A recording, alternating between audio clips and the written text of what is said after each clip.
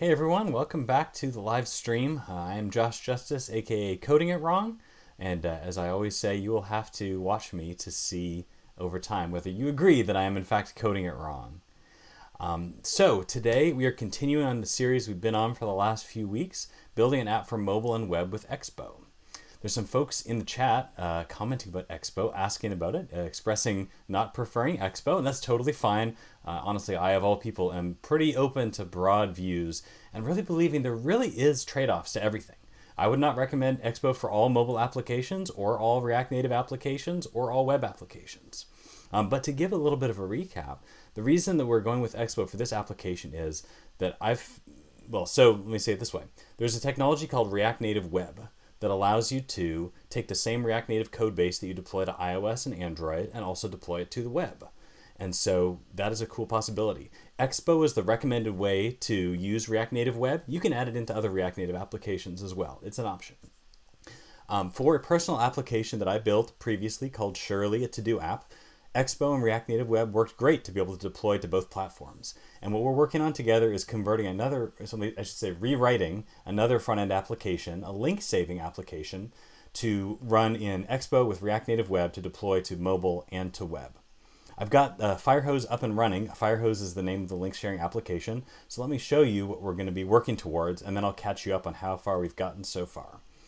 So here's a copy of Firehose running locally. I've got it written in another front-end framework, and we're rewriting it together.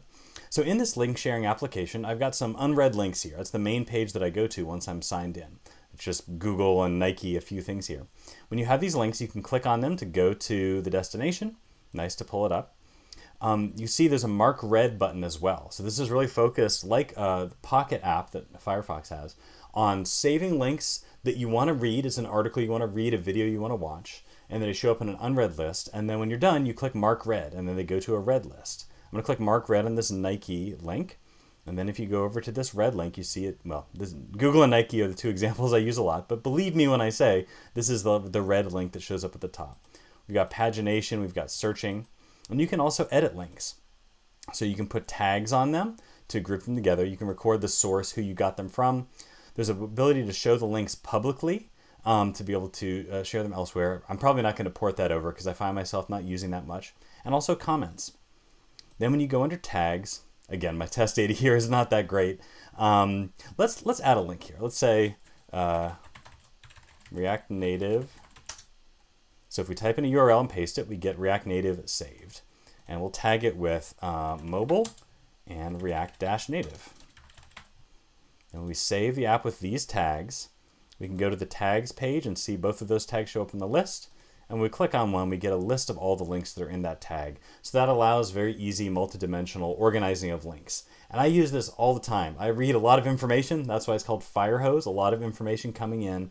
And I just find it so strategic to keep these links, to get back to them, to reference them later. In my real application, I don't have 2 pages full of links. It's hundreds. It's a lot. So I want to be able to get access to Firehose on the web, and I also want a nice native mobile app interface for my iPhone as well. So now let's talk about how far we've gotten in building this app together.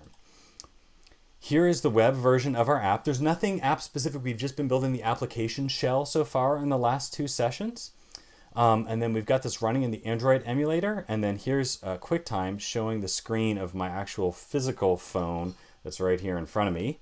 Sharing up here so that it's on the screen, on the stream. And you can see that we can click on a button to go to a child screen. We can go back. It has some platform-specific animations on that. This look and feel is provided by the React Native paper library. We navigate around. And you can see that on last time, one thing we implemented is the sidebar is persistently on the left in wide windows. But then if we make the window narrow enough, it goes away and then it collapses.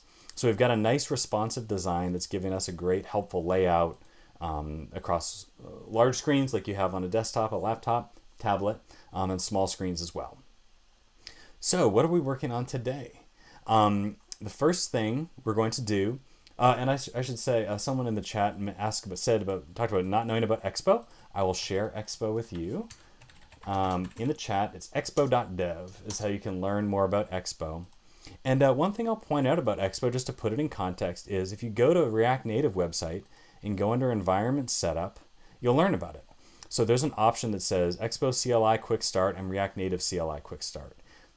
And they say if you're new to mobile development, the easiest way to get started is with Expo CLI. So they officially recommend it. If you're already familiar with mobile development, they recommend React Native CLI. And so this exposes Xcode or Android Studio. It allows you to work with the native code when you need to, add new native dependencies when you need to. So many, or maybe most, professional corporate applications in React Native do use React Native CLI. I don't know the division of labor, but for my personal apps here, I don't need that native code. What I need is easy access to be able to deploy the app to the web and to mobile. So it's a big payoff for me, and that's what we're working on together. So last time we worked on deploying the app to the web and to iOS. Let's see if I remember the URL for the web. It was firehose.expo.netlify.app. And so any of y'all on the stream or later can pull up the app if you want. There's not much useful there. You can just see the deployed app running, and we've got it up on a server, so it's easy to access later. When it comes to Apple, there's more steps involved for security purposes.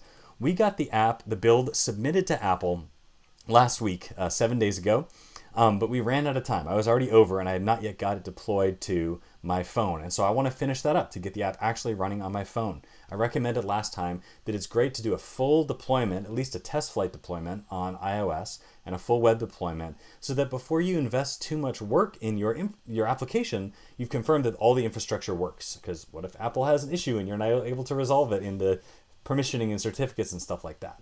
So it's a really great idea to get your app fully deployed when it's still just a hello world, so that your future deployments are small and easy. So what I found was that the next step, there is a version 1.0.0 build 1 of our app, Firehose Links, that we uploaded to Apple. And so what I found in comparing with my other app was that we need to set up internal testers. Because I'm on the development team, I'm an internal tester, and that means there's less Apple review time needed to be able to make it live.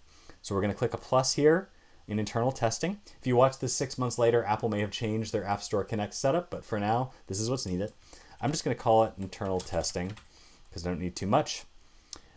Select the Enable Automatic Distribution checkbox to automatically deliver all Xcode builds to everyone in the group. That is a great idea and is going to make things simpler. So let's click Create. Internal testing is here. Testers is 0 in the list. We're going to add a tester in, one of our testers. And I'm just going to quickly click through so you don't see my wife's personal email address. Maybe you saw it if you fast forward, rewind back. So I've added myself as a tester. And it says invited, so I may need to accept it. Let's take a look and see. I'm going to show you my mobile phone, my iPhone. I'm going to open the TestFlight app. This isn't a full tutorial on all of setting up TestFlight, but React Native documentation and Expo documentation should walk you through that. Looks like I may need to redeem this. So I'm going to open my email and hope there's nothing personal in there. Or maybe I'll just hide my iPhone for just a second while I check my email. See if it came through. It did. Yeah, I'll go ahead and share that. So I got an email. Josh Justice has invited you to test Firehose Links. I'm inviting myself, so it's the Spider-Man pointing meme. But I'm going to say View in TestFlight to pull up this invitation. I'm going to accept it. Again, just another security step. And now I'm going to install it. Note that we have this little circle Fallout 3 type diagram instead of an icon. So once we get the app installed, that's something we're going to do next. I forgot to put that on the agenda for the day, is we can work on getting the application icon working and everything. So it's installed now. We can tap on open, and now the app opens. And I mean, that's nice. We've seen that before, but let me actually pull it up in here.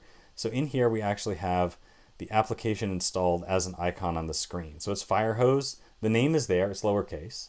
Doesn't have an icon yet, but we'll work on that shortly. But I can tap on it. I've got the app. It runs through. No React Native JavaScript build tooling to run through. We've just got a functioning iOS app. And that same app, because of the way Apple's build process works, when you take what's running through TestFlight and send it out to release it, you're going to be good to go. That same app is going to be released to the App Store. I'm going to reload the page here just so I see that it says that I'm approved. So it's not in some sort of weird indeterminate state. Yep, so it says I'm a tester, and it said that I installed version 1.0.01. So we're good to go. All right, so now what I'd like to do is focus on this icon experience. So we have, and just metadata. The fact that we have fire hose in lowercase, that's not typical. Typically application names start with a capital letter. We'd like to have a nice icon. Let me try to quit the app and show you something quick that happens here. Watch closely as this pulls up on the splash screen that shows before the app loads. So that was actually just a fraction of a second. So live, you probably didn't see it. If you go back and check the recording later, there's a screen that's white and it has that same sort of default icon in the middle. So a default splash screen. And iOS apps have splash screens that just show on the screen while you're waiting for your app to load, and you can customize that. So what we're going to do together is we're going to change the application name, icon, splash screen, and does this already have... So I think we're seeing a favicon up here that is this fire hose icon. I don't think that's coming from our app. I think that's coming over from the fact that I have this old version of it that has that favicon running. Let me view source and see. Yeah, meta icon, favicon 32. So this is the favicon that's actually sent in. So our app is not yet sending back the real favicon that shows in the browser. And let me actually open a private window and see if we can get it to start from scratch. So now when I go here, I saw it when I pasted it. Can I open a new tab? Well, no, that still shows it there. So there's a cached icon, but as I paste this URL in here, we're getting the Expo icon. So we want to change that as well. We want to finish branding our application to make it legitimately fire hose, this unique look and feel. When I was first building up my app, this wasn't one of the first things I did. I went back to it later, but just to get to a complete build experience, I want to go ahead and get this branding all in place. So let me get this pulled up in my folders here. I got the images ready to go in advance. I think, did I lose that? So those images are coming up. Firehose Expo. So I meant to prepare this in advance and I may have lost track of it. So give me 1 second to see. Please don't tease me. Please be patient. Is this projects? Yeah, there we go. All right. So here I've got these icons set up. So here's my Firehose favicon. This icon came from, what website was that? I've got a credit on there. I'll make sure to get that credit in because I'll do it live on the stream because this was an icon from a free icon source whose name I forget because I've made this app a few years ago, but I want to credit the person that made it available. This icon is the icon provided to Expo and it's higher resolution. Yeah, that's quite big. I think it's 1024 by 1024. And that was the size that I used in my other app. So that's the icon that's going to go on the home screen. And then we have the splash screen. So this is what was going to show when we launched the app is this red branded color. I matched the color with the material design color we chose and the application icon in the middle. And there's different strategies you can use for the splash screen, but that one works fine for me. So let's dive in and start configuring all this metadata, and then we'll do a second release of the app with this stuff. And maybe by the end of the 2 hours, Apple will have approved it. I think it's faster for the additional builds, and I think you'll see that as we go through. But I didn't test a build right before now, so we'll see what's broken in my environment since then. So in Expo, a lot of this, or really all the application metadata is configured in app.json. And we've got our metadata up here where it all shows. I'm going to... Actually, I've got my two different apps. This is Firehose, and this is Shirley. So I'm going to just put that over here and compare it. So in Firehose, here's our app.json. So the first thing we're going to do, this name here is the name that shows in the application on the home screen. So we want that to be capital. Make that a capital F for Firehose. And I'm going to make a tiny commit here just to track it because we're going to have a few different changes to make. Capitalize app name. Let me show you where this is in the docs as well. So if you go into the Expo docs, search for app.json, you're going to pull it up, and this page, no, well, maybe that's not the page, app.json. Loading. Yeah, following is a list of properties that are available for your Expo key in app.json or app.config.json. So all the properties are documented there, very nice. So let's copy those over. So first we have that name, then we see the icon here, and it's pointing to assets icon. Let's pull that up because we're probably just going to overwrite that file. Apps Firehose Expo assets icon. So the default icon is that one, and I think that's 1024 by 1024. Yep, that's the pattern I followed to make my own. So we're just going to copy this icon over. Again, I'm not walking through the image editing to get this working. That's a different tutorial. And now we've got this icon. Also, we have this splash screen, assets splash, which is here, and we're going to replace that. Let me see the resolution of this one. 1284 by 2778. So yeah, I follow that size as well. I checked to see that is actually the resolution of the highest, the iPhone 13 Pro Max. So that's the highest resolution for an iPhone currently that you can get.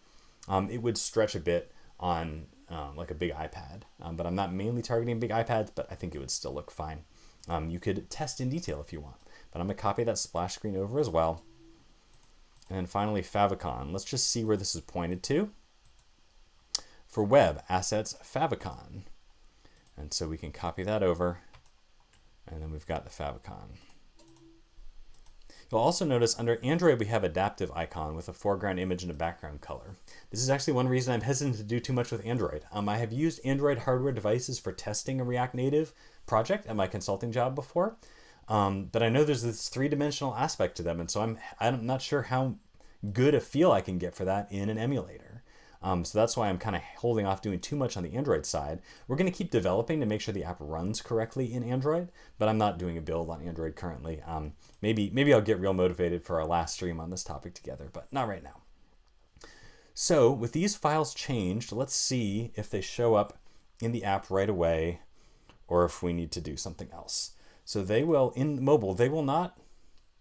I'm not 100% sure. The built app that came from TestFlight, I'm pointing as though you can see it. The built app that came from TestFlight, that has the JavaScript and all assets bundled into it, and they're local there.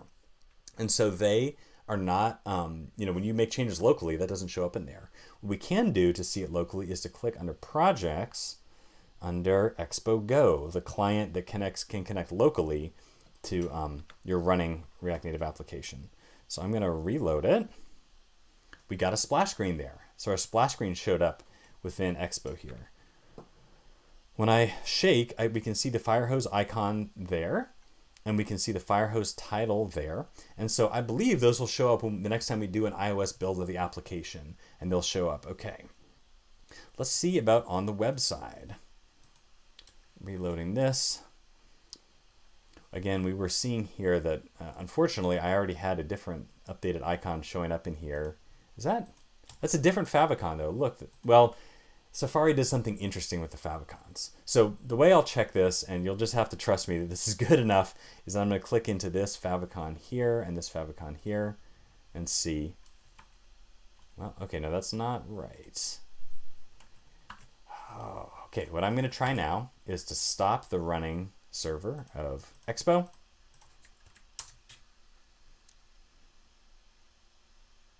I'm going to restart it again. I'm going to run in the web browser again. And these are the steps we go through before. I just already had it up and running during this stream.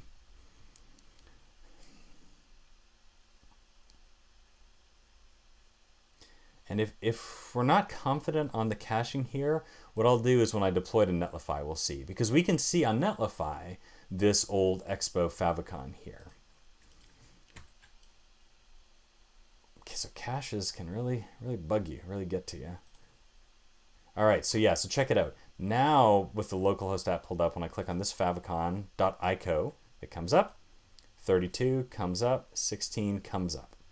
So we've got all those icons showing up. So I'm just going to commit these, update icons and splash screen. It's a good description. Let's see what else is in the app.json because I want to update as much as I can. Orientation portrait works well. This is going to be a list app, and so keeping it locked to portrait works fine. User interface automatic, we set that a previous session to get dark mode working so we could switch back and forth between those. Now splash, background color. So image, resize mode. Okay, so I said here cover in my other app. So contain, and this would show up, I don't think I'm going to pull it up on the stream, but this means when there's a different dimensions to the device, like an iPad, what do we do with it? Contain, that term when it comes to image layout generally means the whole image fits, but maybe there's some sidebars as necessary. And in that case, the background color would be filled in. I went with cover instead, because that just scales it up so the image, even if the image doesn't all fit in there, but the image fully covers the area. That means if the image doesn't quite match the background color, there won't be a seam there. But I did also copy over the background color. And so let me find the background color we used here. Firehose red, this is the color we chose. So I'm going to put that into here. So basically we say if there is ever a background color needed, maybe I got the resize mode wrong, or maybe it takes a second to load up that image. We'll use the fire engine red. I don't know if that's fire engine red, but it's the fire hose red as the background color for the splash screen. So I think that's going to be good.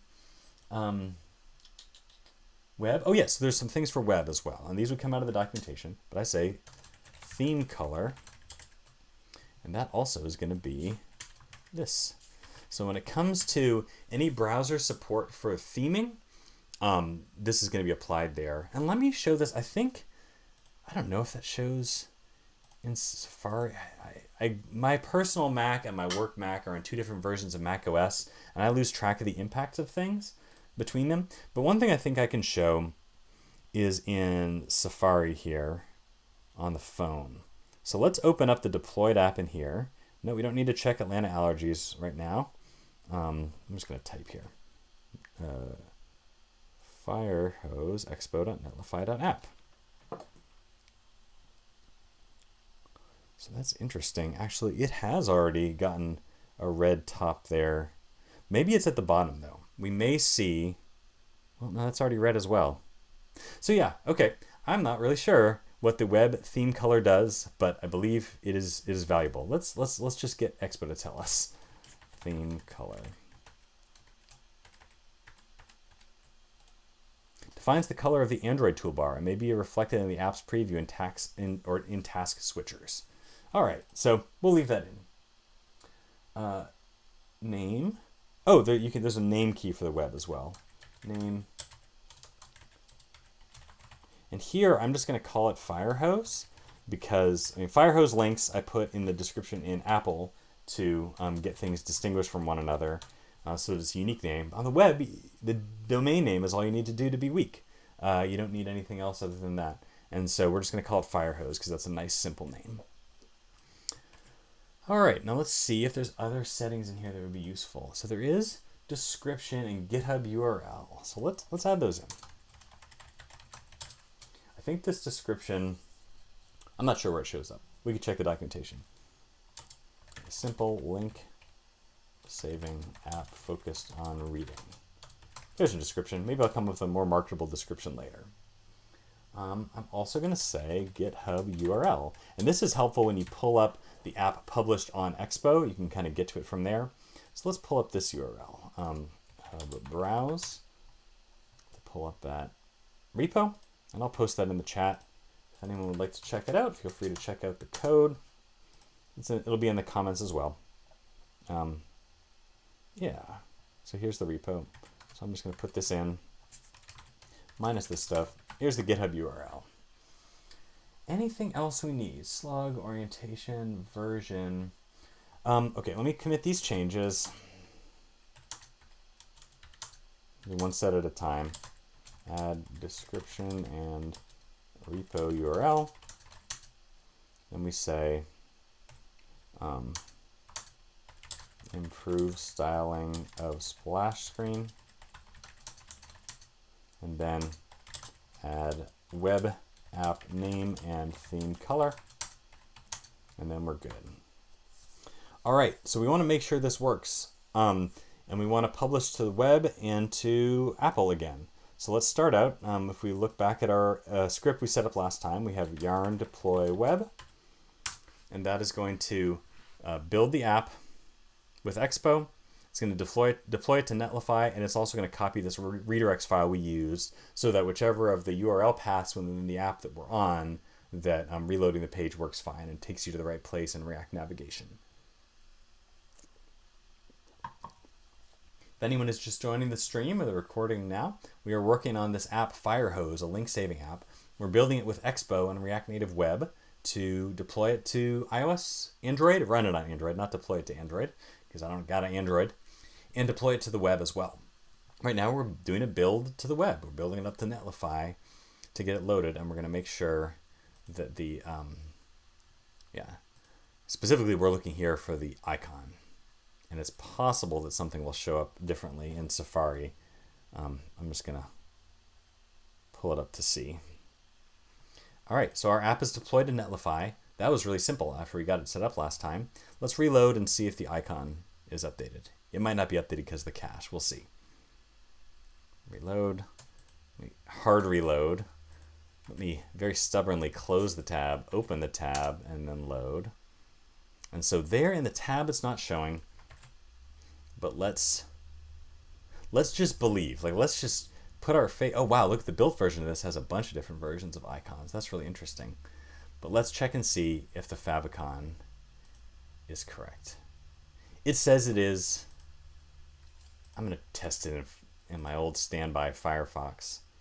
It's actually my preferred browser.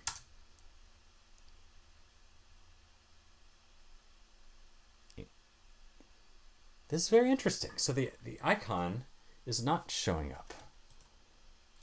Am I going insane? Oh, well, I did a hard refresh and now the icon's showing up. So I believe that that's working. We've got our nice Firehose favicon. It's very nice. Now let's see if that theme coloring changes anything in Safari. I don't know if it will or not.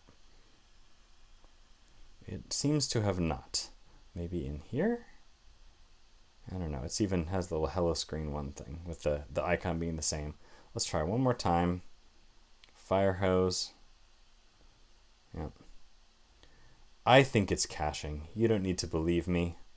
If you don't believe me, that's okay. But I think we've made progress. Luckily, for all the challenges and the slowness of the iOS builds, I think that we will actually see the update there. So let's get an iOS build going, and then we're going to go ahead and move ahead with other things that we're coding, and we'll check in on it over time to see, like a baking show, to see if it's done yet. One other thing we need to know for iOS is that, and if we tried to do a build of the app now and send it up, we'd get a warning or we'd get an error back. And what that is we need a unique build number. So I'm going to put that in here, build number 2. I believe this needs to be a number. There might be able to use some other styles of thing, but it's basically saying, hey, yeah, it's still version 1.0.0. We're not. It's not a new version we're intending to release. We're just doing a new build with more changes to the code. So we need to add a build number, and all of our future builds, we're going to need to increment that. There's a similar concept on Android. I think it has a different name, but we don't need that for now since we're not deploying to Android. Add iOS build number.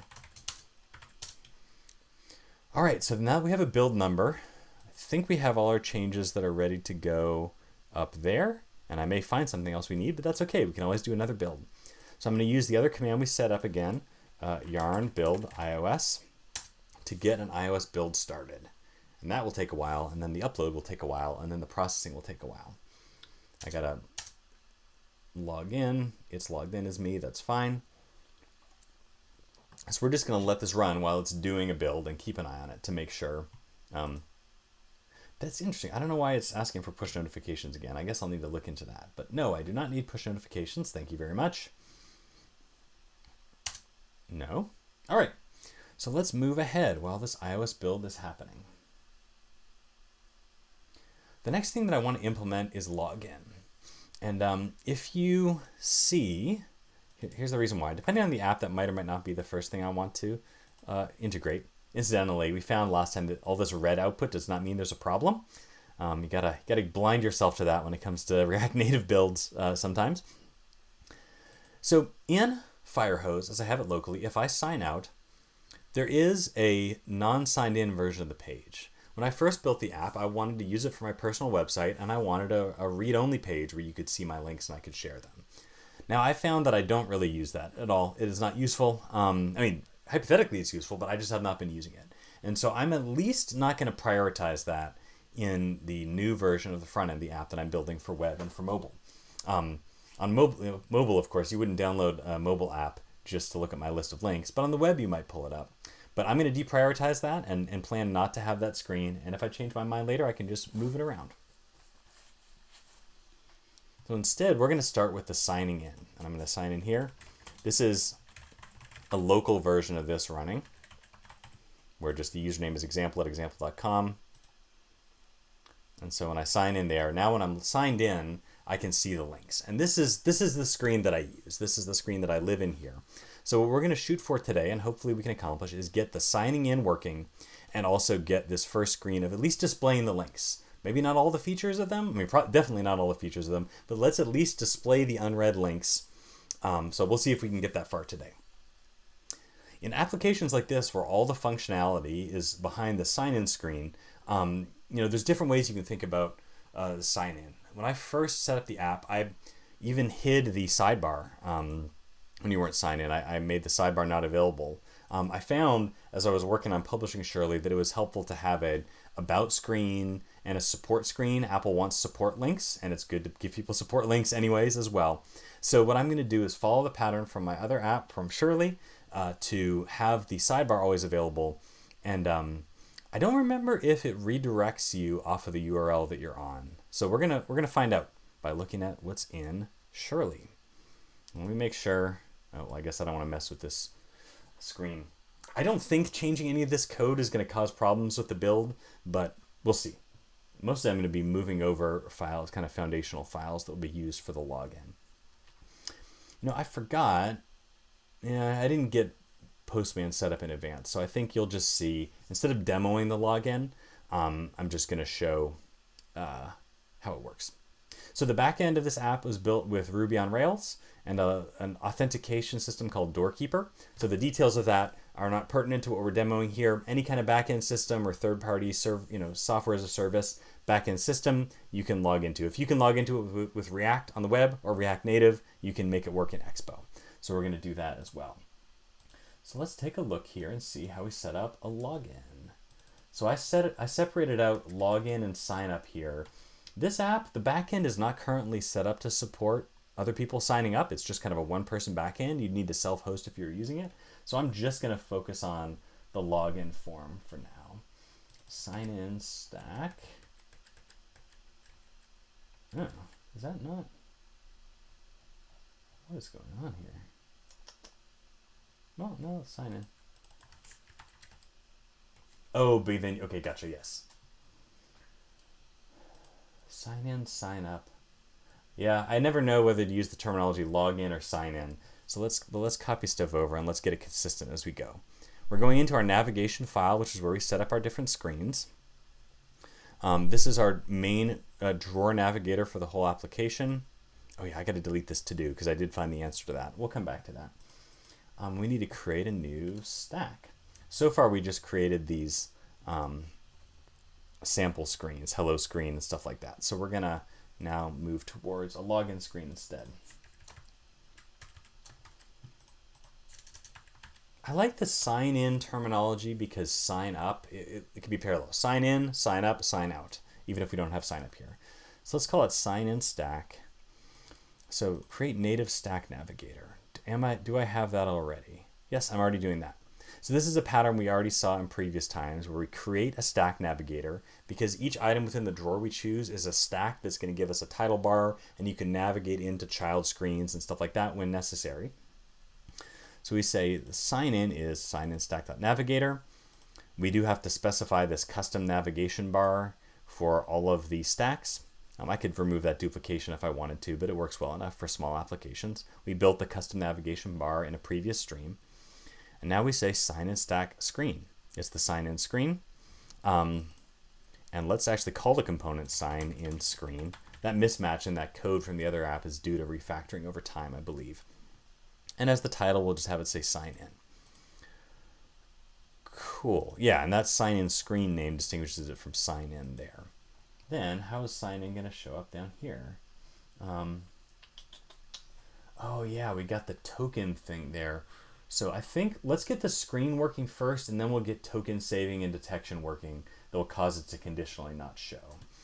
So for now, what we should just do is in our drawer navigator, we're going to add sign in with the sign in component, which is this. And we go through there to the sign in screen. So this should give us enough until we get the sign-in screen, which we should put, now that we have real screens we're building. I like, a screen is a component, navigation is also a component, but I like to make a source screens folder with a screen being the top level concept that is the main parts of the application. So let's make a file. We'll go ahead and save it as save in sign in screen.js. Let's import it.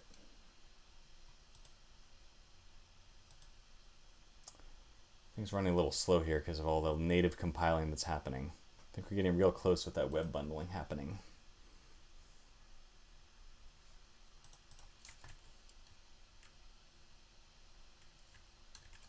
All right, let's get this import working. So we need a sign in screen from screens, sign in screen. All right, now we need to define what that screen actually is. So let's dive into there. And I'll repeat the caveat that I've given previous times that I'm not pretending that I know all of these things off the top of my head. I'm consulting the existing app that I wrote as a pattern to build this one out. And the systems that I build have so much in common that, you know, working through it once and then duplicating it over or even finding ways to share the code is a big payoff. Yeah, I think just having one component for this should be fine. All right, so let's just start building this out. And I'm not going to copy it over all at once. We're going to build it out gradually. Export default function sign in screen. So what do we want to use? We have the screen background. We set this up last time. That allowed responsive design to get light and dark mode. Screen background from components, screen background, term screen background.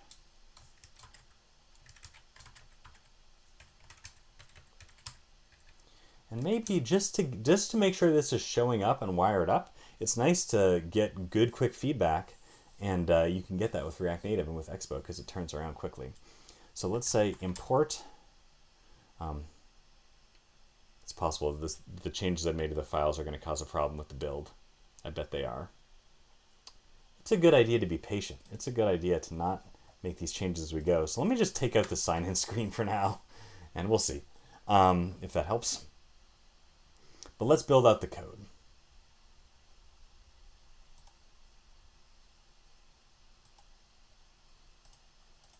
So we want to import here. I'm going to just plop some text on here. Well, because I want to let the iOS build finish, I'm going to continue on from here.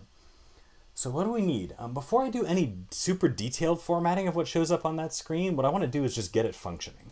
So let's get it functioning.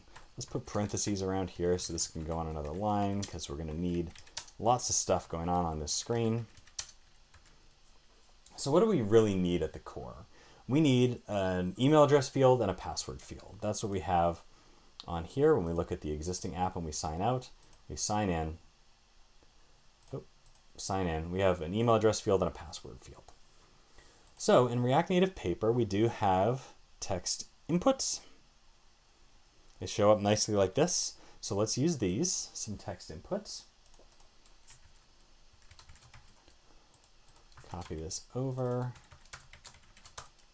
Let's get the text input from React Native Paper. I'm going to consult here to see what we have.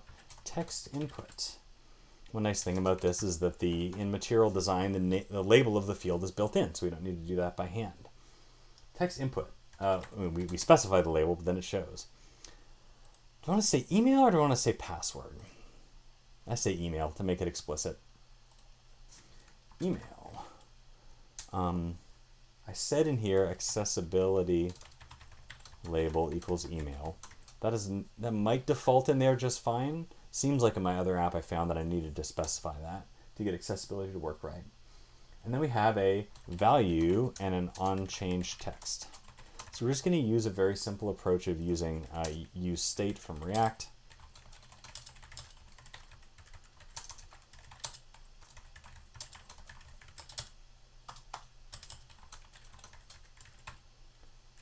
So the value is email and onChange text.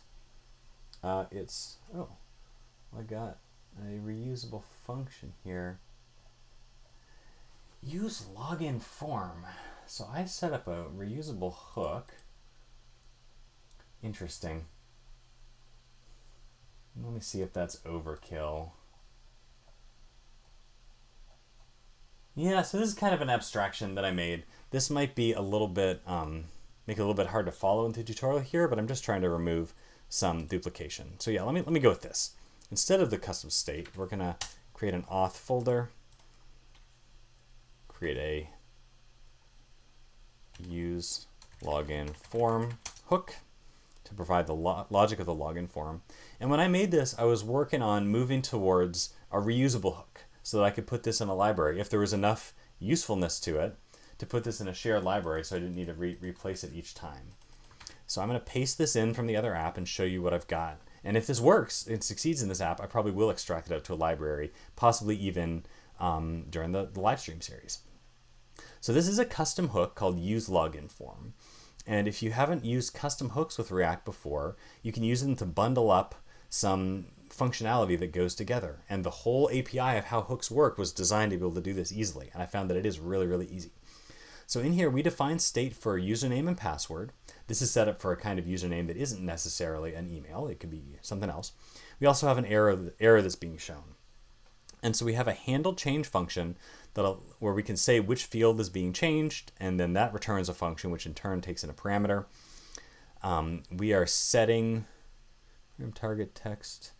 I'm not sure exactly why this condition's in here. Please trust that it's a good thing. We've got our setters, and we basically say, oh yeah, when a change happens, we call the appropriate setter, username or password, to be able to set it, and we clear out the error. So this is some of the logic that we handle, is if there's an error, we clear it out. We also have a handle login function we'll use in a minute, where we take whatever on login event function we passed in, we call it, passing it the username and password. And then if there's an error, we call set error to set it on there. It's assumed that that error is text. So this kind of wraps up all of this logic so that we can just say, what is our username? What is our password? What is the current error? We have a handle change we can use to set the values, and handle login that we can call to call the functionality and then catch there.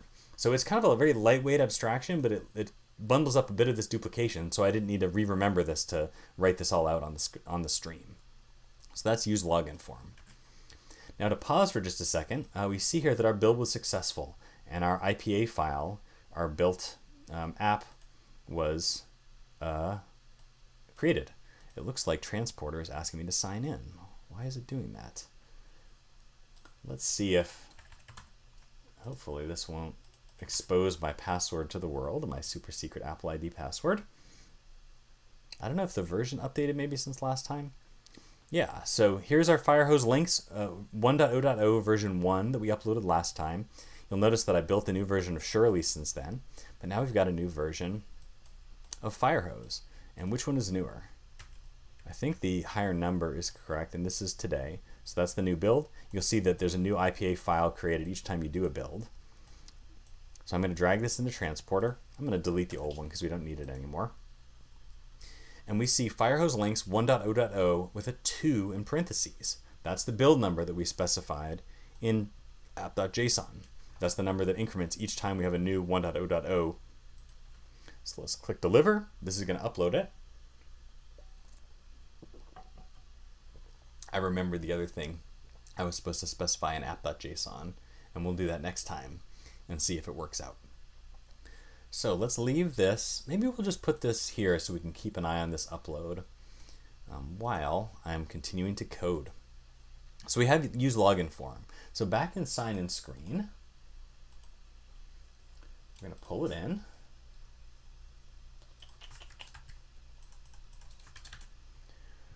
This is from /auth/use login form. And we say const use login form. We don't yet have a function to call to login, so I'm just going to pass an empty function there. Actually, I'm not going to bother to pass anything. We'll let it error out, and we'll fill that in at the right time. But what we'll get back from there is username, password, handle change, I think is all we need for right now. So the value for the email field is username. And on change text is going to be handle change username. So the way this works, you might be thinking, oh no, we need to pass an arrow function in here into onChange text. But this function actually works correctly. So when we call handle change passing in username, that calls this field, but this is a higher order function, a function that returns a function. So we're going to get back this function that now has the field name bound. So that's going to give us the correct handle change behavior for the username field. What else do we need on here? On submit editing, we're going to come back to in a bit. I'm going to go ahead and put these other configuration options because they're useful. Keyboard type, email address. That's just going to make that @ sign available on mobile, and we'll just check that to make sure that's the case. Auto capitalize equals none because we don't want to capitalize email addresses. Auto correct equals false because I don't know what kind of crazy letters and numbers you have in your email address, so we don't want to auto correct that. All right, so next we have a password field, and we're going to copy and paste this. Say password, accessibility label also password, value is password, onChange text, handle change password. And of course, all of this is not needed in order to build an app in Expo for the web. You can build the form however you like with use state and with React Native paper fields. This is just the abstraction that I found is useful to put in place to reuse this, to have several side projects doing similar login in a similar way. In this case, the keyboard type is not email address. We do want to say, no, I don't want to rate transporter. Thank you very much. Not Apple auto capitalize or auto correct. We want to say secure text entry, which basically means it's a password. And that should get us what we need there. Now to pause, we see that Firehose Links was uploaded just fine. So let's go back over to App Store Connect and reload to see it. Or really, I clicked back on TestFlight to go back to the home of it.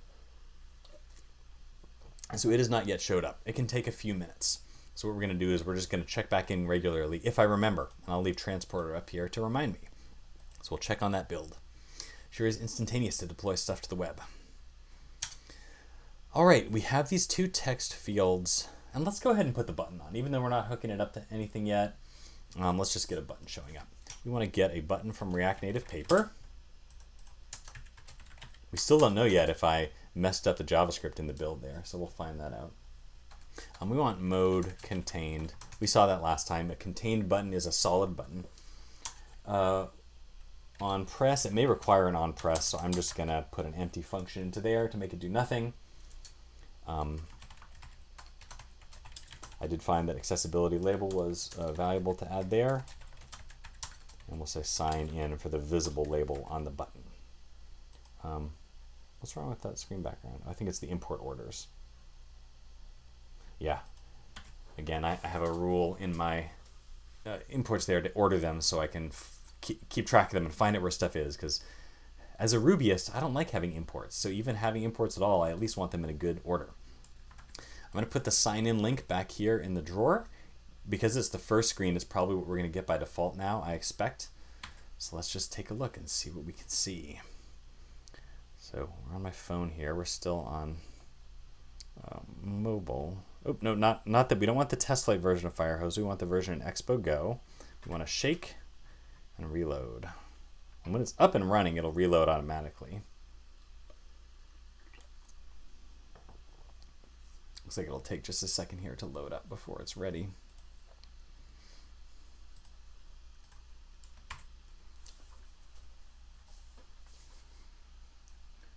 Once we get the basic inputs on the screen, what we're going to do is to wire it up to the back end. And is there...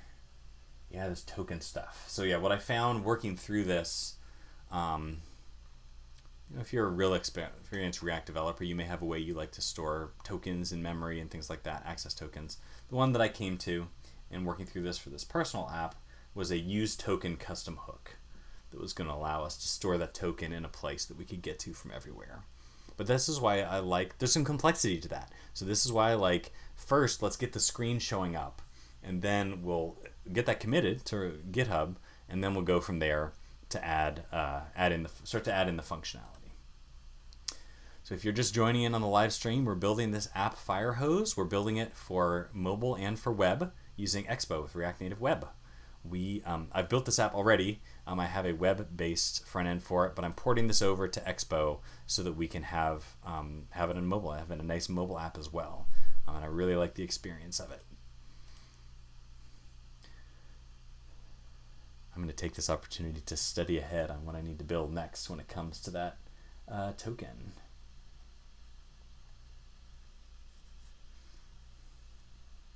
No, actually, that OAuth login seems like what we're going to need next. And is that going to require... All right, so we have our screen here. We have an email field, and you can see a nice little material animation, at least the first time. Yeah, animation. When we select the field, and then the label that fills it up as a placeholder becomes just the label at the top. You can actually see the keyboard change. So in the email field, we have the @ sign down there, nice and available. And in the password field, we don't.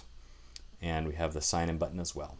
The margins are not right. There's not proper space around the side of the screen and things like this. So we'll update that once we have things working. But let's check dark mode real quick. So the inputs and the fields provided by React Native Paper update automatically. And because we're using that screen background component that we created last time, we've got dark mode support there as well. Check out last stream's recording if you want to see how we implemented screen background. It was really straightforward. So I think we've got, well, it would be good for us to keep testing on all the things as we go. So let's just check on Android.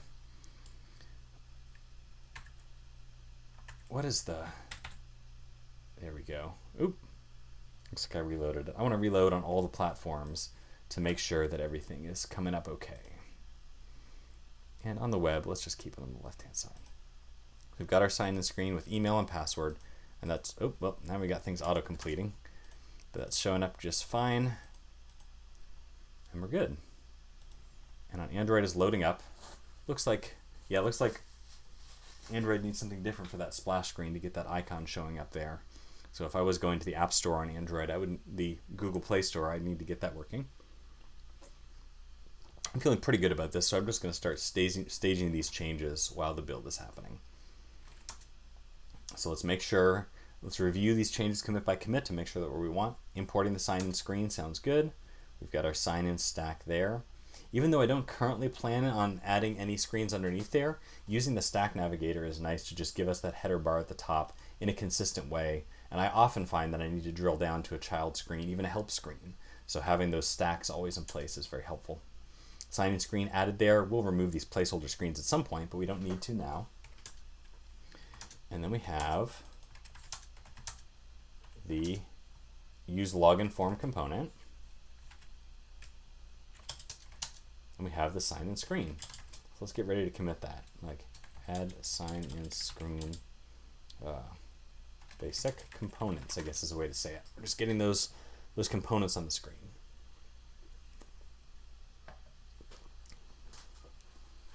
Android, you're so close. Let's do it.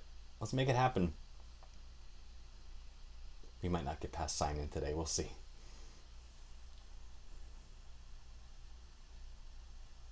Come on, Android. All right, we got a sign-in screen, and we got fields. The emulator here is set up as not automatically to show the on-screen keyboard. Oh, no, there it is. All right, so email, password. And these are not changing what we see visibly on the screen, unless it's maybe showing the numbers there. Yeah, maybe there's some difference to the keyboard there, but we've just specified the recommended style. Yeah, I see the @ sign emphasized for the email keyboard, and for the password keyboard, it's not emphasized. Great, so our components on this screen are working, so let's get it committed. Next, I think, despite what I said before, I think we want to get the sign-in function working that's going to actually connect to the server. And so I set this up to handle OAuth using a client credentials approach with OAuth, because that's what I use on the back end of my systems. Again, you do not need to do it this way to get things working in React and React Native. One of the power of using React Native is you can use the same data layer and service layer pretty much for most of the things you do. So let's just copy this over and then actually talk through it instead of just copying it and pasting it through, because there's videos that make fun of that.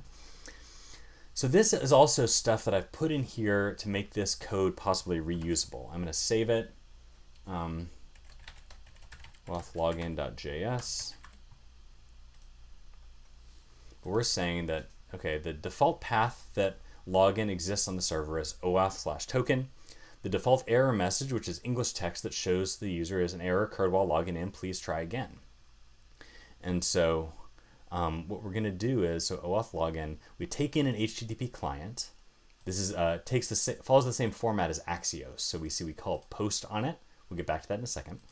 Takes in a path, which defaults, takes in the username and the password. From there, on the HTTP client, the Axios client, we're going to call post. We go to the appropriate path on the server, and then we pass in data in this OAuth2 client credentials format, which is grant type password, username, and password. And it accepts the JSON of that data there. Then we get a response. So this is a promise, and we get a response back. So we're going to call then.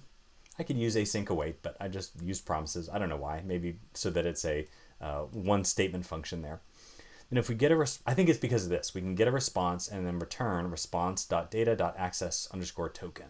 That's the OAuth2 client credentials grant format for where the access token is returned.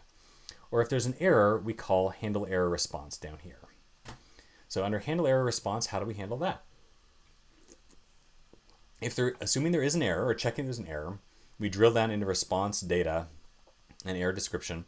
I think I could use the question mark dot syntax here, but I'm not sure why I didn't. Maybe there was some edge case, or maybe I was just wanting to make this so it didn't need to be transpiled. But regardless, we see if there is an error response data error description, which I don't know if that's standard or not, but my backend returns that error description. If that's present, then use that as the error message to show. Otherwise, use the default error message, but throw that so that then becomes an error. What the heck is the term for a promise? An errored promise, a rejected promise from here. So this OAuth login is either going to resolve with the access token or reject with an error message. That's the abstraction that this function gives us, this module gives us. So we want to pull this into our sign-in screen. So let's pull that in. Import OAuth login from there. And then we do want to add Axios. So I'm going to stop this. When you need to add a dependency, I can never remember if you do or don't need to stop the server, and so sometimes I like to just stop it to make sure. Yarn add Axios. I really like Axios for the nice API it puts around HTTP requests. On the web, I might use browser fetch instead to make it a bit more lightweight, and I do have a web version, but as I mentioned before, in my web apps, performance is not too big of a need, download size or anything like that, so I'm happy to put in Axios to make a simpler developer experience.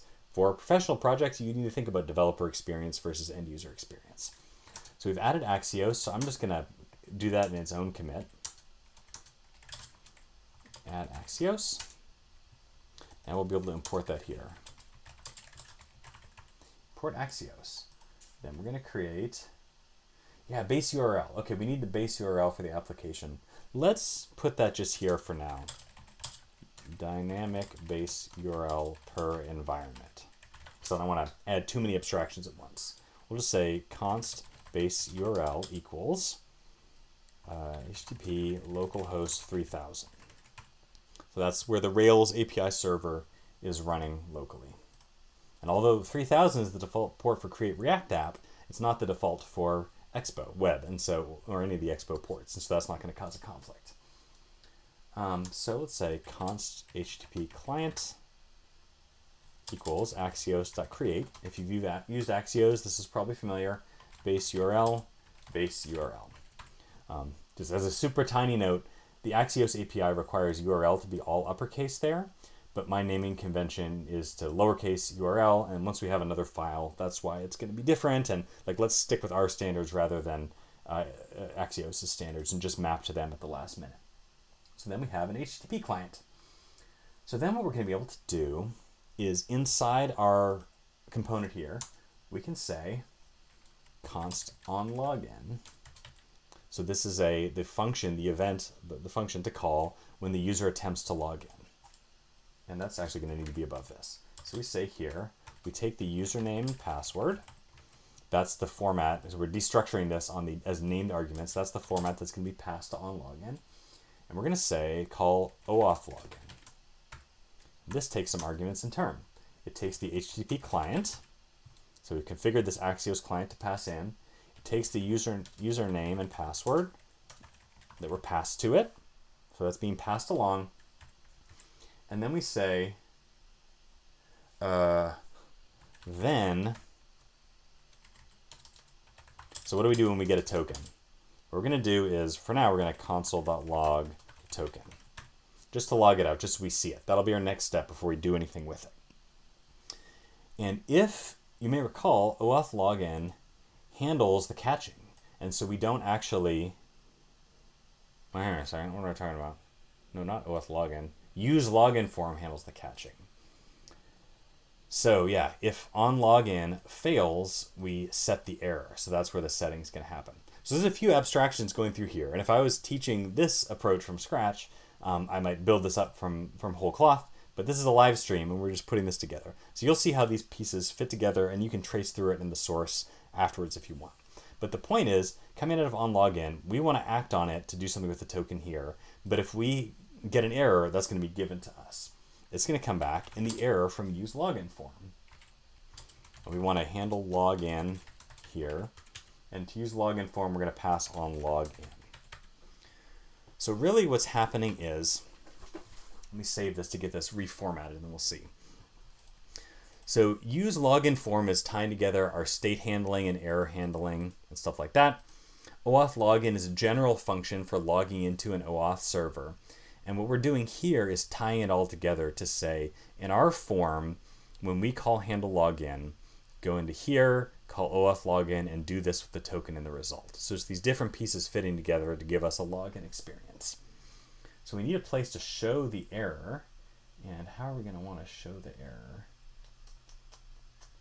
Okay, in my other app, we had an error message abstraction, but let's just, to keep this simple, let's just do text for now. Will that be good? That'll be good. Yeah. So we'll say text here, error.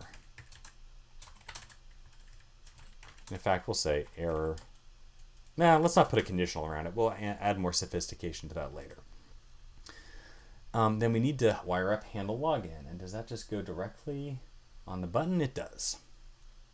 On press handle login. So we just press the button, and then all the wiring that happened up here will be kicked off. The user will attempt to log in. So with all this wired together, here's what I expect to see. If I log in and we can reach the server and we have a valid username and password, I expect to see the token logged out.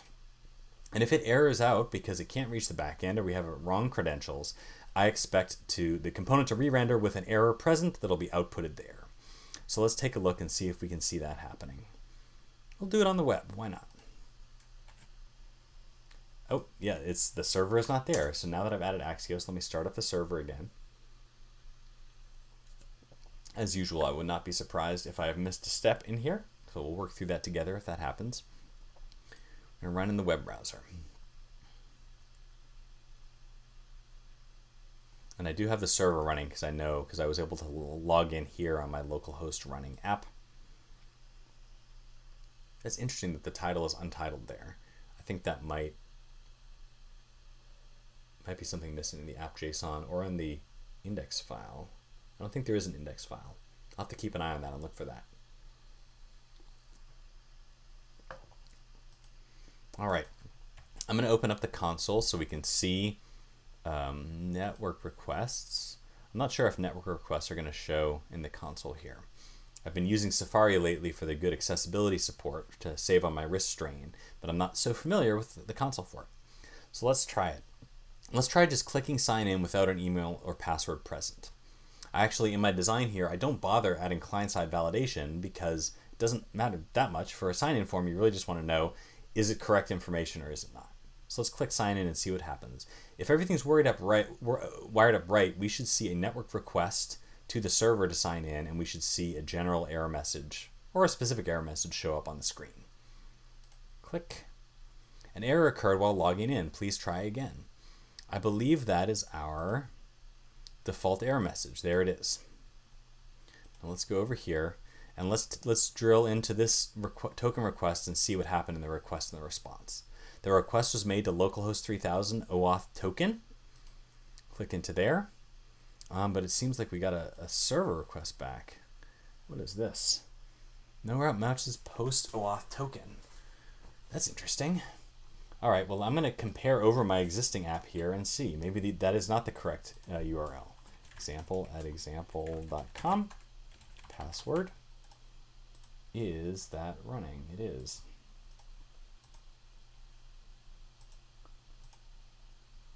All right, this succeeded. Oh, okay. On this backend, I have it under /API/OAuth/token. And that's because when I first built this backend Rails application, it was a server rendered app. So this is great. Although the default is OAuth token, and that default makes sense for this library you use on the backend, I want to override that path here. And we can do that in here. Not in here, because I want OAuth login to be a file that's reusable across different systems. I want to say const path equals API OAuth token.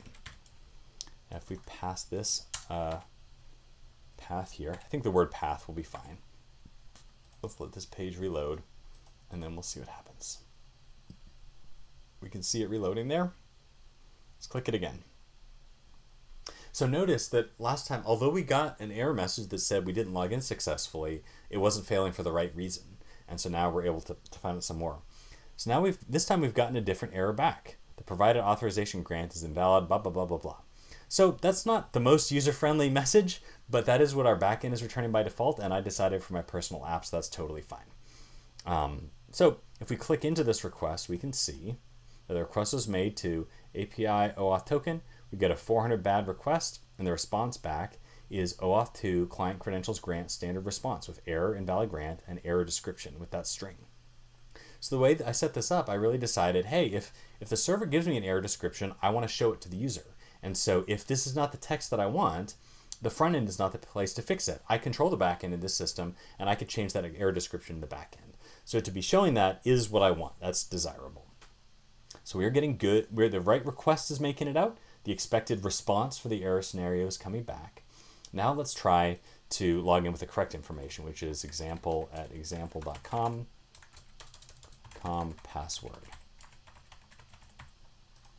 All right, I'm going to clear this out, and I'm going to clear out the console. This, I think, is related to, well, AgileBits, I think, is related to 1Password. I don't think that's an error created by the app, but I'll keep an eye on that to see. Now when I click sign in, if this works, what I expect to happen is to get an access token logged out here, and then we can drill into the network request to see it as well. All right, we have token, and we have the token outputted there. Don't bother trying to steal that code because that's a local thing that's going away. You can use it if you like. And let's look at our request. So our request is going to here. Let's see that we see the data passed in the request. So request data, grant type password, username example@example.com, password. So that's what we expect there. And then now the response is access token this, token type bearer, created at, and the date. So that's a standard OAuth 2 access token response. So that's great. This is a good point to commit where we're successfully sending the data to the server and getting it back. So we'll say, let me just review these changes. We add the path. We add the whole OAuth login. We add the path. And one of the reasons I want to extract this out to a library is so I can unit test it. I could unit test it already, but unit test it in one place and not have to redo that in every app or fail to unit test. So we'll use this for now. Make login request to server. So we are getting an access token back. The next thing we need is this access token accessible elsewhere in the app for our other requests we're going to be making to our backend. And in this system, the way that I decided to do that was put that in a custom hook use token. I think I used a context for that, I'm pretty sure. So let's check this out to see. Oh, but before we do that, here's what I'd like to do next. Let's take a look at Apple and see if our uploaded build is showing up successfully. I'll reload this page.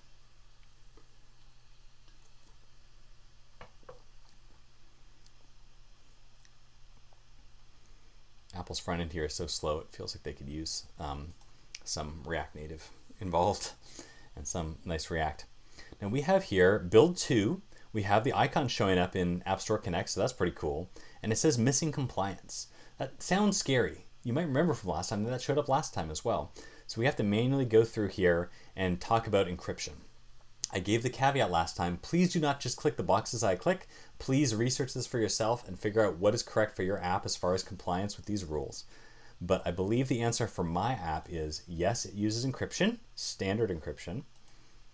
And yes, it is exempt because the encryption is limited to authentication, digital signature, or the decryption of data or files. So I'm going to say yes here. One note is, once we take a look at the app and how it's working here, I want to set a configuration in Expo to say, please automatically provide this information to Apple so I don't need to save this every time. And what that would do is I don't need to manually go through this approval step after Apple goes through it. So I click Start Internal Testing. I don't think it's going to refresh. Oh no, it did refresh the screen. Look how agile that is. All right, so build 2 is ready to submit. Let's check it out in my mobile phone and see if that shows up in TestFlight yet. I think it does. Firehose links 1.0.0 version 2. That's interesting. Did I click automatically to download that? That doesn't seem right. I don't feel like these automatically deploy to the phone, but maybe that was a setting that I chose. I'm not sure. This might be new. So Firehose links, the icon is showing up in here. Click open and the app shows up. You might have seen that flash on the screen briefly where our home screen, our splash screen was showing up nice and red. Let's quit out of it. Now here on the home screen, the icon's not showing up, but I think that might be a cache thing as well. So what I'm going to do is I'm going to delete the app and I'm going to re-download it from TestFlight, and that'll give me a nice clean start. Install. No, I don't want to click open yet. I want to look on the home screen. And we have the icon. We've got a nice branded Firehose icon. We've got the word Firehose is in uppercase. When we tap on it, again, you saw maybe for a fraction of a second that splash screen. And when we go down to shrink it down, we've got the Firehose icon at the top as well. So that's nice. All right, so that deployment worked great. Now let's find that setting so that we don't get prompted for missing compliance every time. Pause what we're doing, pull up app.json, and that's probably listed under iOS. Config uses non-exempt encryption false. So, you know, we're talking, and the meaning of this term is, does it use encryption? Yes. Does it use encryption that, if it's exempt, then it's fine. But if you use encryption that's not exempt, then there's reporting issues and Apple needs to be stricter and things like that. So by saying false, we don't use non-exempt encryption. It means the encryption we're using is exempt. So that's what we're indicating to Apple. I'll give one more legal caveat. If you put this in here, that commit is a decision that you are saying to Apple that for all future builds, as long as this is the case, you're indicating that you don't have any other kind of more controlled encryption in your app. So if you put this in, you should be pretty sure that you're going to stay that way, or that when you're making changes related to encryption and security, that you're going to think through it again and decide if you need to change your reporting to Apple. So again, I would say please read through the legal requirements on this to make sure you're in compliance. I'm going to commit this because I believe this is correct for my app because I'm just using login. Indicate configure encryption setting for Apple. And I'm not going to do a new build yet. We'll just wait until next time, and I think we'll see it come through and have non-exempt encryption at that time. All right, so use token. Now it's time for us to configure saving the token in the app so that we're not just logging it out and discarding it. We're saving it somewhere we can get to everything else. And let me see, because I believe what I did.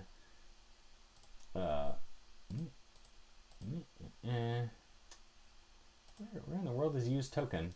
Data, token. Yeah, I did use context. So I used React context here to share the token throughout the entire app. So let's build this out one little bit at a time because there is some complexity here and I want to walk through it. This again is a technique for token storage that you could use regardless of whether you're on React or React Native or Expo with web here. This is just kind of general and it's what works for me. I'm going to make a folder called data. Got to define your own folder structure if it's React, and none of this is given to you. We're going to call this file token. So this is where we're going to put the data for handling tokens.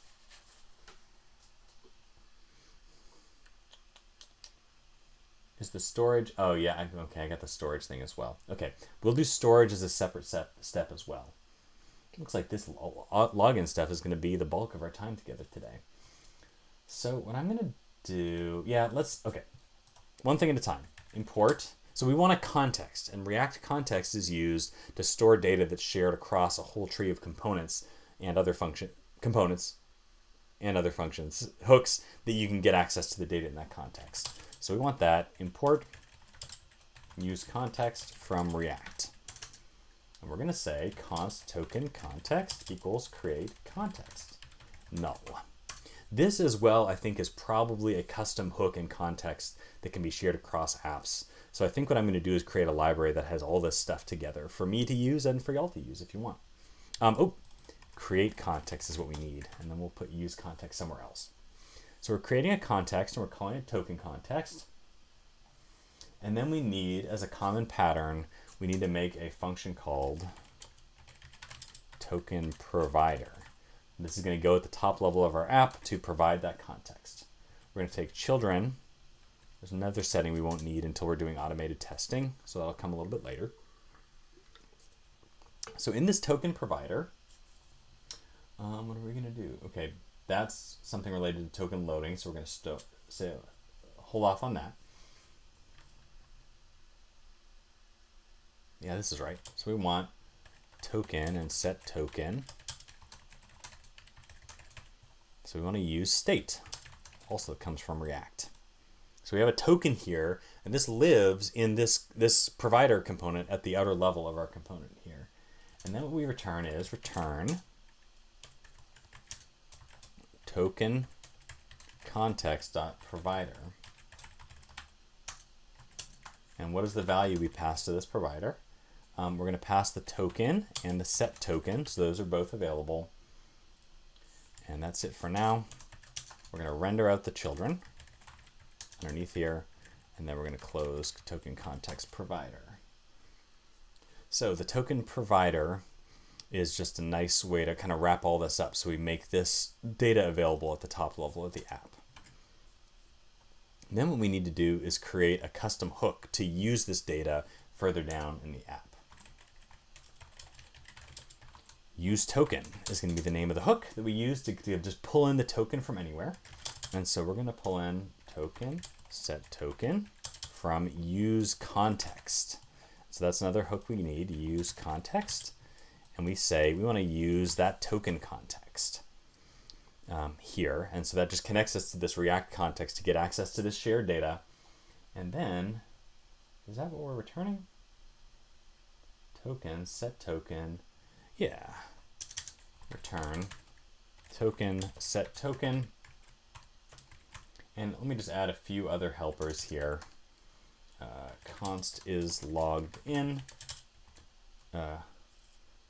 And this is going to have some more sophistication to it later, but for now we're going to say token is not equal to null.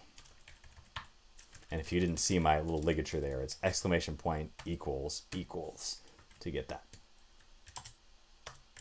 Nice ligatures in the text formatting, a lot of fun. We also want a clear token, which is going to have more things related to it later, but for now is just set token null. Token is logged in, set token and clear token. So what we've done here is we have a function.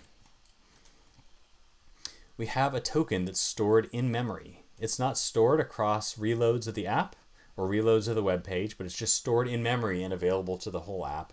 And then after this, we're going to make a way to make the data storage more persistent. So how do we use this token? I'm glad you asked. I'm just checking my little cheater code over here to see. As you might expect from a provider, that's going to go at the top level here. So we're going to say import token provider from data. Source /data/token. And that, I have this in here, token provider there. So we wrap that up. The token provider here sets up that context. It's now available anywhere else in the app underneath the tree there. And where do we want to put it? We want to put it on the sign-in screen. So what do we do in the sign-in screen? And here what we can just do is import the use token. So that's the other public interface there, the use token hook from, is it under data? Token. So we've got our use token hook. And for now, I'm going to get the token and set token. And I'm just going to log out every time this component renders token. So we'll see when it's null and we'll see when it's been set. So right now, the only place we're accessing the token is directly in the sign-in screen. And we're going to be working with it there. Later, we'll access it from other places. We've already set up this context because we know the token will need to be accessible elsewhere. And in this setup, really here, we just say set token. Let's just pass in that set token there. These APIs work well together, A, because it's simple APIs with simple values, and B, because I've evolved this working in my other code base. So now it looks like I planned it, but I didn't plan it. I planned it over time, over iterating on this API, and I'm sure there's improvements that could be made. So what I expect will happen now is that when we pull up, first load up the app, token will be null, and then if we log in successfully, token will be present there. It's not going to take us off the screen or anything like that, but it's just going to put that in. Let's do this on the web because it's easy to get on there and see everything logged out. We see token null by default as expected. I'm going to log in successfully. And I see it's outputting it every time I type because the typing changes the state which re-renders the component. That's fine because this is just temporary anyways. Password. Now, let's sign in. I'm expecting we're going to get a token logged out. Yep, and then there we get a token there. And if we type, it's going to be still present. I don't know if clicking sign in again would clear out the token because that's not the way it's actually going to work in the app. We're actually going to have a sign out link and everything like that. All right, but so now we now have the token there, but if I reload the page, the token will be emptied out again. It's null because it's not stored permanently, it's just stored in memory. But let's commit that code for now because this is progress. We got token provider, we're adding the token provider at the top level of the app. We're using the token in the sign-in screen and logging it out. And then we've got the use token file. Store token in context. All right, so we're storing the token in the context. For anyone who's joined, welcome. We are working on this app, Firehose, which is a link sharing app. This is the old version of it I have in another web framework. And we're building this out in Expo web, which is allowing us to build the same app on iOS. Let me pull it up to show you. On Android, and we've got Android emulator here, and on the web as well. We're using the same code base to target all three platforms. And we are currently implementing the login. So thank you for joining. All right, so now we have the token being stored in memory, and we need to store the token persistently instead. And I want to do that next before I do any visuals on this screen. I think that's right. I think that seems good. So storage, let's talk about storage. In Expo, we have an API for storage, and let's check in there.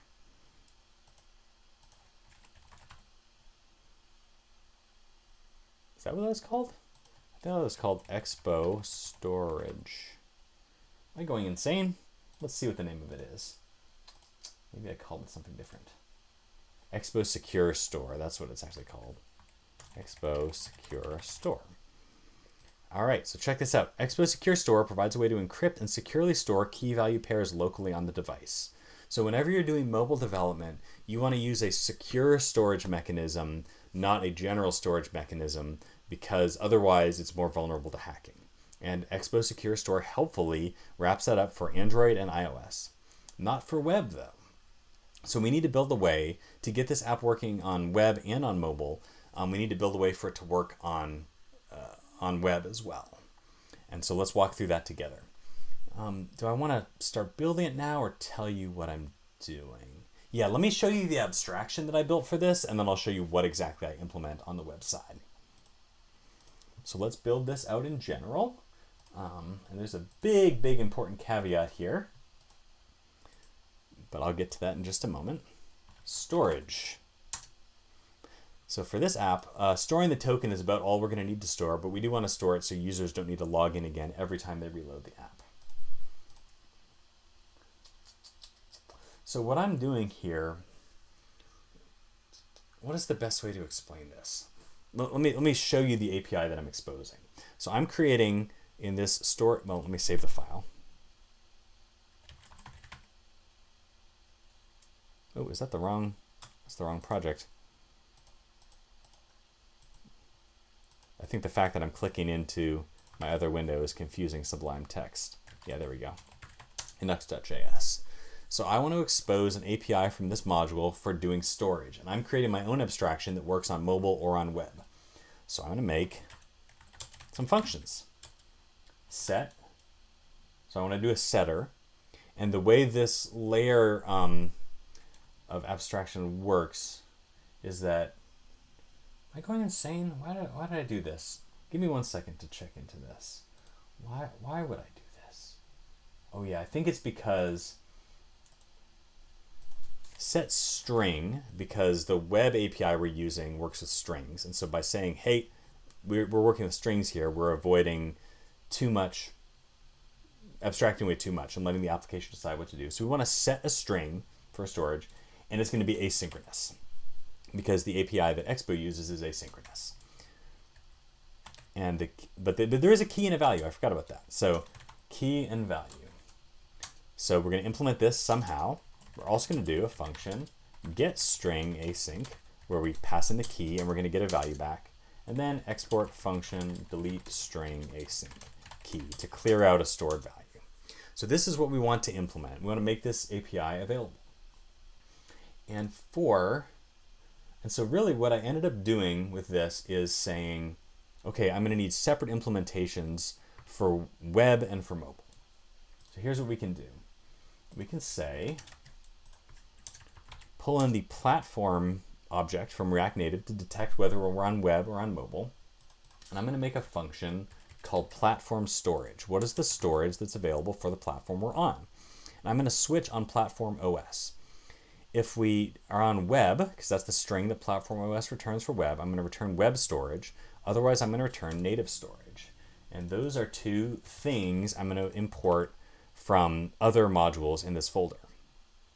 And so then once I have those storages, basically what I'm going to do is just pass along to that implementation the function call. So this module exports a static set string async, get string async, delete string async. And what they do is they just delegate that function call to the appropriate platform storage and pass it along. And what this means is that this module does the switching for us, and then these individual native and web modules are going to provide the native and web implementations. So when you find you have some logic that you need a totally full implementation that's different on native or on web, then this is a way you can implement that. So let's create a new file. And let's go with native first, because that's more straightforward. It doesn't have a terrible caveat that I need to share with you. Before I do this, I'm remembering I think I need to install Expo Secure Store. So always check on the Expo API for the page that you're on. They'll say there's an Expo install command, likely. So we're going to run Expo install Expo Secure Store. This runs a yarn add under the hood. I think it would probably do an npm if you're using npm instead. But it also makes sure that you get the right version for Expo and that any other configuration is set up properly. So let's see this. It adds Expo Secure Store to my package JSON and to my yarn lock file. So let's just commit that. Add Expo Secure Store. All right, our native implementation. So this, we could check the docs to see, but this is our import to get Secure Store in. And what I do is I create a native storage object and then I export default it. I just wanted to give it a name to make it clear. So it's native storage. And so the set string async, get string async, delete string async. And what I'm doing for each of these is just calling the appropriate secure store function. They use the term item instead. And so, but I modeled the API after there, set, get, and delete, but I just pass it along and I return it. And because it's async, as they indicated there, this is going to return a promise. So our promise is now returned out to the rest of the app. So this is a very simple mapping. You could call this, I think it's the adapter pattern. I get confused. There's a design pattern. But basically, I'm taking the API I want to use internally and adapting it to the API of an external library. And I do that adaptation so I can also provide another implementation, a separate implementation for web. So let me see if web, well, you know what, I guess this might blow up if we pull it up on web, but let's pull it up on native. Am I going to confuse you if I do it this way? What would be best? I'm stopping. Yeah, let me start up the server. Let's hook this up and wire this up because we haven't actually wired up this code to anything yet. But before we get into the edge case that is the web, let's get this working on mobile. So where do we want to use this storage? I don't remember. I'm going to look at my cheater code to see. I think it's within the token. Yeah, it's within the data token file within here. So remember, with our token provider and token context and hook, we were just storing the token in memory in the state, but we want to store it more persistently. So really, with the rest of the API of the app, hey, if you use set token and clear token, that's all fine, that's great, but we want to save it and persist it as well. I guess it might have been nice to put a logout functionality in before this. Well, let's do this, and then we can dig ourselves out of that hole afterwards. So we're going out to storage, importing these three functions from storage. Yeah, that's good. All right. We have a key. We need a key that we store this to because there is a key and value pairs. And so let's say Firehose access token. That's the key we're going to use to store this in the secure storage. There's that we're going to get back to. And what we're going to do in use token is we're going to first rename set token to set token internal. And instead, we want to expose another set token.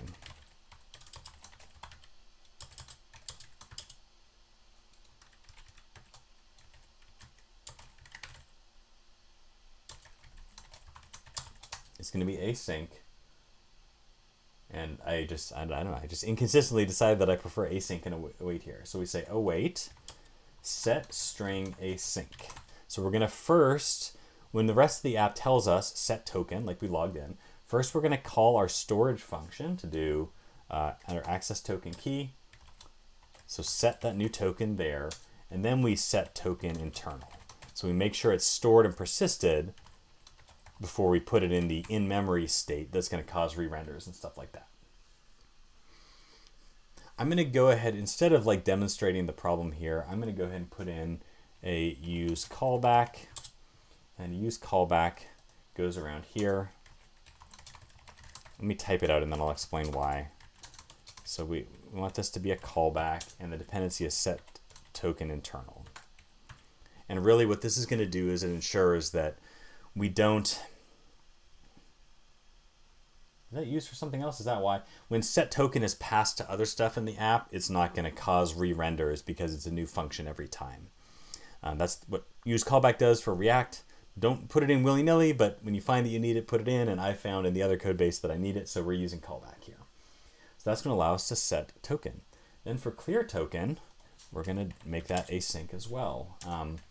We're going to delete string async, access token key, and then after we delete it, we set token internal to null.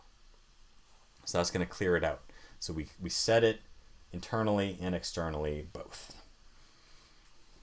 There's one other thing we need to add, but we'll get to that a little bit later. Yes, so I think this has helped us. So by hiding our storage behind a use token, we're able to add this persistent storage as well. But we don't have this loading the token from storage when we start the app, and we need to do that as well. So we do need to go ahead and do that. So what I'm going to do, we need a use effect here. When use token is pulled up, yeah. So what we're going to need to do here is we need to say one time when the app starts up, we need to load the token up. So we need another state flag. There's maybe other ways to store this, but I'm going to put it here. I'm going to say is token loaded. Set is token loaded. Yeah, and for now it's false. So when the app first starts up in memory, we say, nope, the token is not yet loaded. We haven't yet attempted to load the token from our secure storage. So we're going to do that. Is token loaded and set is token loaded is going to be passed in our context down to our here as well.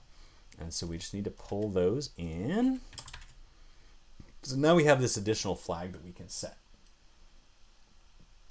How are we going to do this? We're going to say when use token is called, and I forget why I put this effect here rather than up here. Maybe that could be optimized or changed. I'm going to put it here for now. Use effect.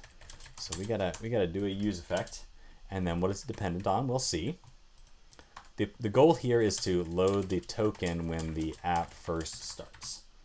So we're gonna say if is token loaded. So if the token is not yet loaded, so we're gonna need that as a dependency, then we're gonna get it. We're gonna do get string async,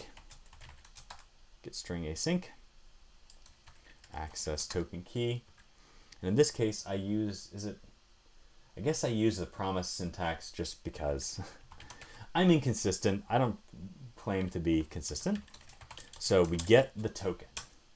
And we say if there is a new token, new being it's not what's currently in state. If there's a new token, then we're going to save it. Set token.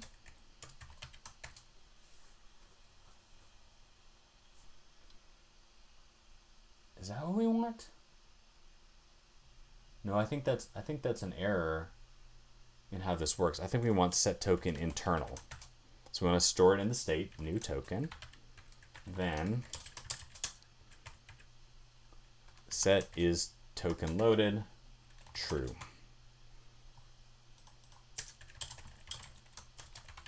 Making a note to myself that I think the Shirley version of here has some unnecessary code that's being executed. So else, if there is no token in local storage, we still say set is token loaded true. I guess async await would be pretty nice here, but I just, in use effect, it's not easy to use async await, and so I just prefer to do this. So we have is token loaded, set token internal, and set is token loaded. The idea is basically, if there's not a token, we want to just set is token loaded, but if there is one, we want to store it internally in the state before we set the is token loaded to true. So we make sure we get that in the right sequence. And that's this is asynchronous, so we gotta run this in the promise result. All right, so I think this will load the token when the app first starts. When we first go through here, is token loaded will be false. We set them, we try to get it, we set it, don't set it, and then we say, oh, is token loaded true? And then from then on, this doesn't run all the way through here. So this should just load the token from local secure storage when the app first starts. So I expect, because we have that implemented for native, that when the app first starts on native, if we log in and then we start the app up on native, we'll still be logged in again. And you can get to the console on native, but let me just output the token temporarily so it's easy to see. So instead of console logging the token, we're going to output it here. All right, so let's see if we've gotten this native storage working. I'm going to shake. And it's going to be a little bit slower loading up just because we've started the app. Restarted the Expo server, I mean.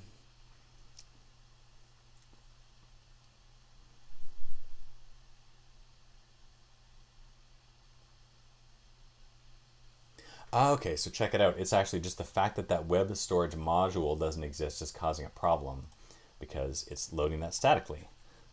Let me see if having the file there is enough.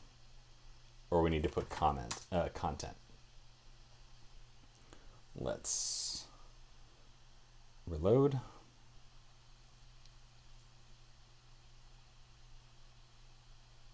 I think it likes it.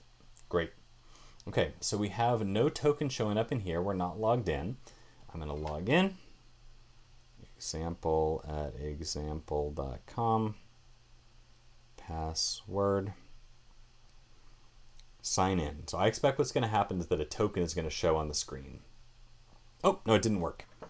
The reason that didn't work, I believe, is because localhost is not the right base URL to use. There's ways to get that in the log, but I'll bet you that's what's going on. That's interesting. It didn't show the password there. There is a password that I typed in. Okay, 1 second here. Let me check out the base URL. Oh, because it's on the physical computer. Yeah, okay. What is going to be the simplest way to do this? Do I want to open I'm going to open the iOS simulator because that's common to do in these cases, and it actually uses the same URL to access localhost. So let's open up that iOS simulator and hope it doesn't take too long.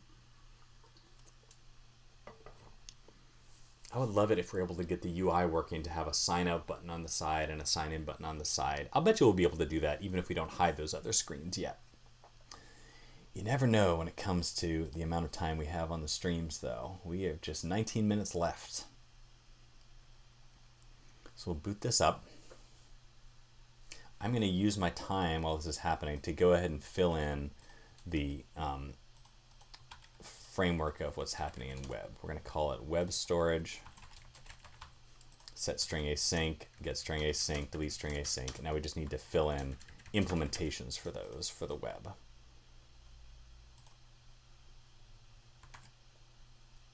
All right, we've got this. We've still got dark mode apparently. That's cool. That's all good. So now, okay, so now I'll bet you the request will work. Example@example.com, password. So now what I expect will happen is that the token will show up here because I believe that in the iOS simulator, this hard-coded base URL is still going to work. Sign in. No!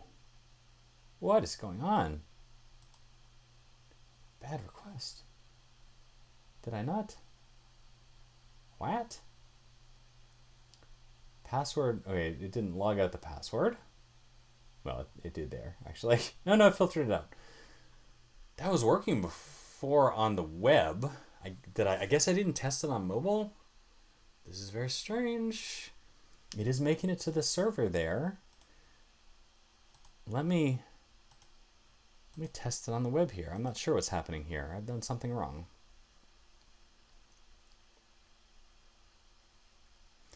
You know, for a troubleshooting standpoint, we're just wanting to minimize the changes between different things. So I thought I had seen this working on the web before, so we're going to look at it on web.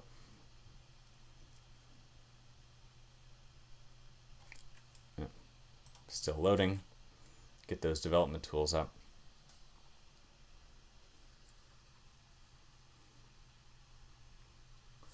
Could I have typoed password? While this is loading, let me try to fix that. PASSWORD. Sign in. Oh, yeah, I guess it was just a typo. All right, well, there you go. So we now, in our mobile app here, we now have the token showing up. Something worrying is happening on the website. Oh, yeah, I see it's erroring out because we haven't implemented the web storage. So I'll just hide that so it doesn't stress you out. But on mobile, we were able to log in successfully. So now let's reload the app. You can do the shake shortcut to reload the app within Expo, and that is a full launch of the React Native app from scratch. So if our token loading succeeds, we should see that same token pull up in here. And the same token is there. There's some other promise rejection. What is that related to? I'm not sure what that's related to. Well, but we're making some progress, so we'll see. All right. Undefined is not an object. Set token internal dot then. Oh, yeah, right. Okay, cool. So this is related to the fact that I changed that call. So let's get this fixed before we do anything else, and let's see if that's a problem or not. So set token internal is just a use state call. So yeah, the thing was, in my other app, I had set token here. And set token calls down to here, which sets the string in the local storage and then sets it internally there. But we've just gotten the string from local storage, so I don't think we need to set it again. So I think we do need set token internal, but it just doesn't need to be a then. I think we just need to go like this. It's just synchronous. If we have a new token, set it in React state, and regardless, set is token loaded to true. I may find that I regret this and there was another problem, but I would rather try to simplify the code and walk through it together so that we understand it. So I believe that this will fix the problem.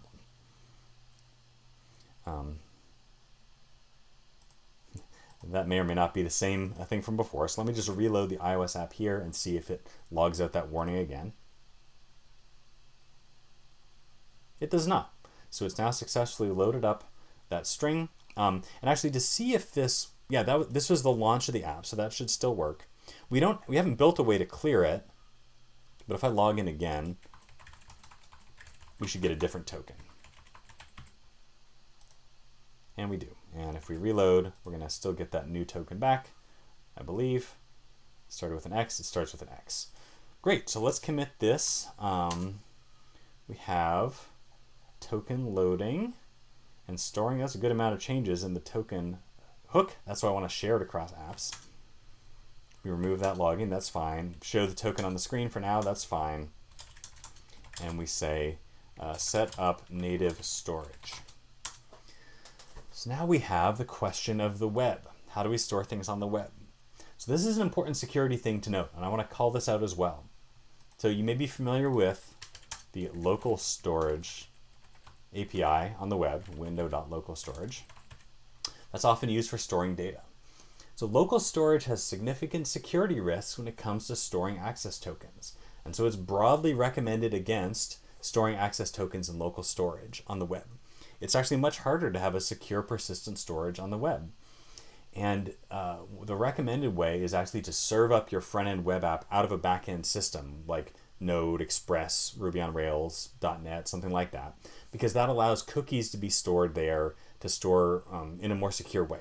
And I've done some research on this. I'd like to share it publicly, but if you Google around, you'll find these things. I need to get legal help to make sure that I'm not in trouble if I don't share the wrong thing. I'm just trying to do my best to share what's helpful, even though I'm not a security professional. So let me very clearly say now, in our app, we are going to cheat and do the non-recommended thing, and we are going to use local storage. The only reason that I'm doing this is because it's a personal side project app, and that's just secure enough.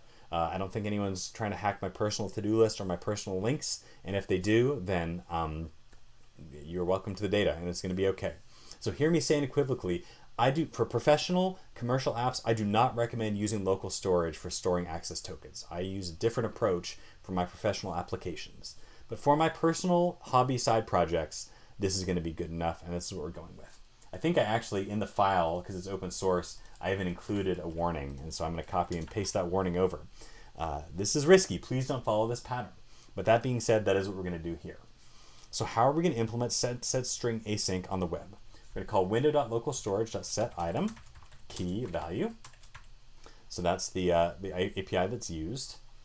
And then, so that's not asynchronous. That's synchronous on the web. That's a difference. But because the web is synchronous to store this data and native is asynchronous, overall, this common API needs to be asynchronous. So to make that work, we're going to just return promise.resolve. That gives us a promise of the same API, so we can always chain .then onto the end of it, whether we're on mobile or native.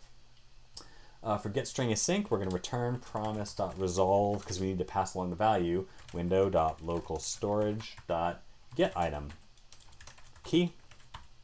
And then to delete the string, we say window.localStorage.removeItem key. And then we return promise.resolve.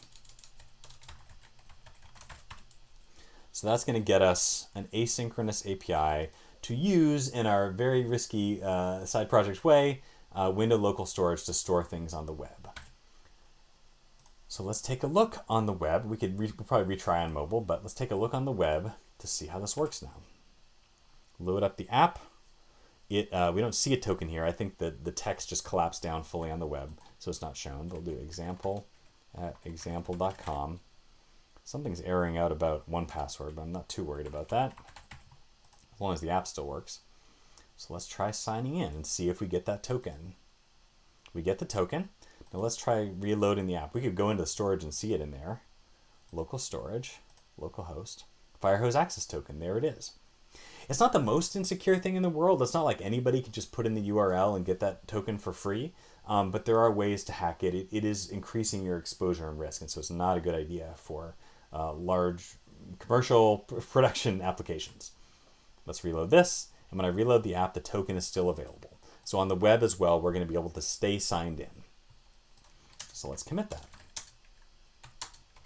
Add web storage implementation. I think the reason that Expo Secure Store does not include a web implementation is there's not an easy, convenient web implementation for secure storage in browsers. That's not a thing that's there. And so we have to make our own decision to take this risky approach. But we now have the token being stored reliably. There was something else in my code here. What is it? Is it the timing? Is token loaded? There was a timing thing related to this as far as app loading that I'll look into later. I think I'm going to look into it offline of the stream, and maybe we'll wait until it's absolutely needed in the application. But what we can do for now is I want to wrap up our stream with our 9 minutes remaining. I want to change what we see so that we don't always see the sign-in screen, but instead what we're going to see is the sign-in or the sign-out screen, depending on whether we're signed in. I see someone has joined the chat. Salvo, hello.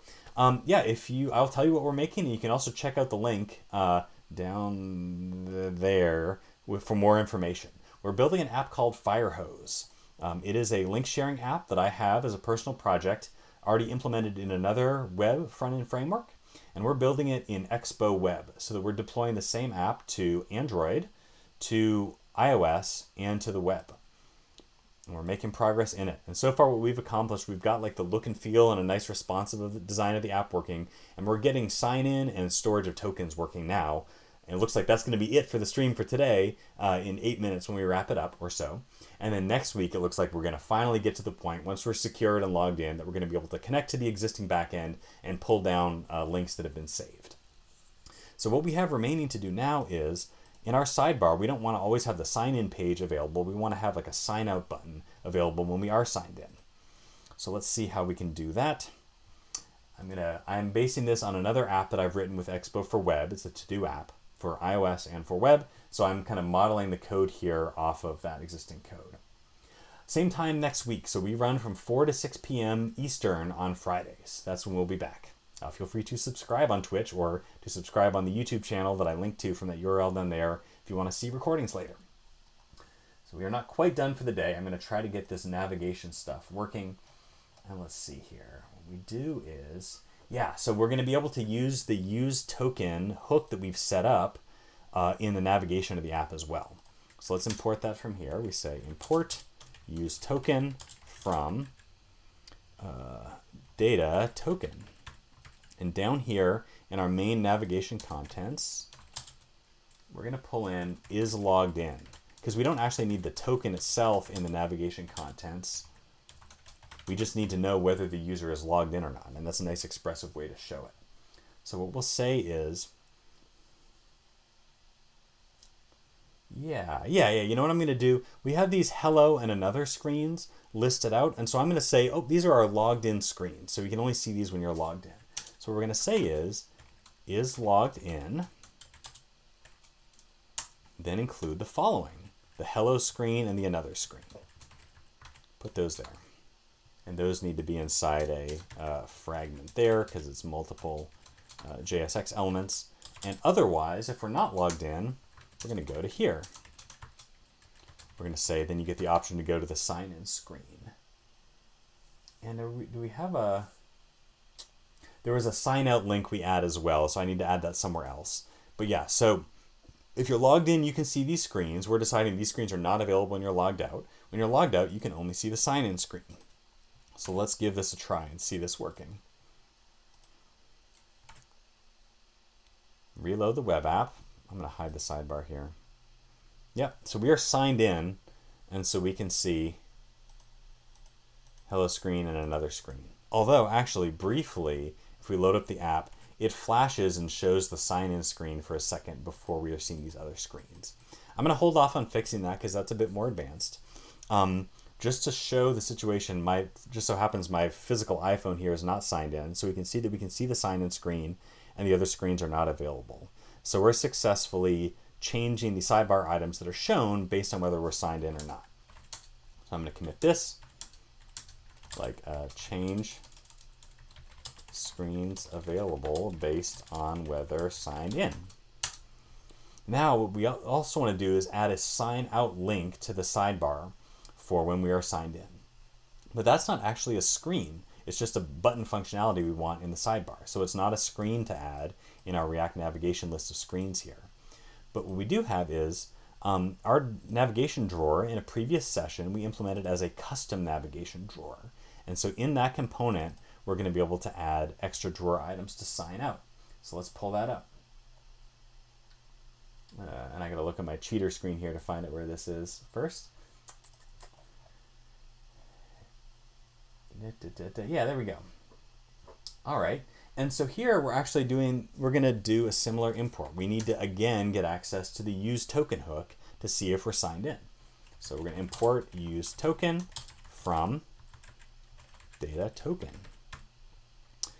In our component, let's put in here, const is logged in. So we need to check the logged in state. And we're also going to do the clear token function because we're going to need to be able to log out from here. Use token. So now, as we built in a previous session, in this custom navigation drawer, we receive routes in the state that are configured up in our navigation component. And for each route, we output a drawer item, which is a React Native paper item.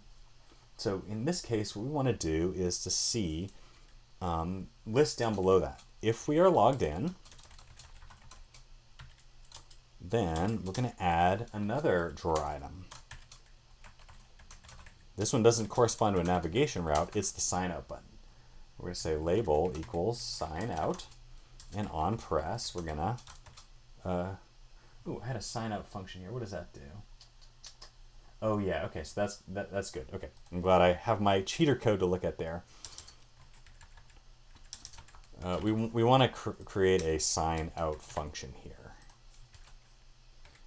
Async function sign out. And what do we need to do when we sign out? We are clearing the token first.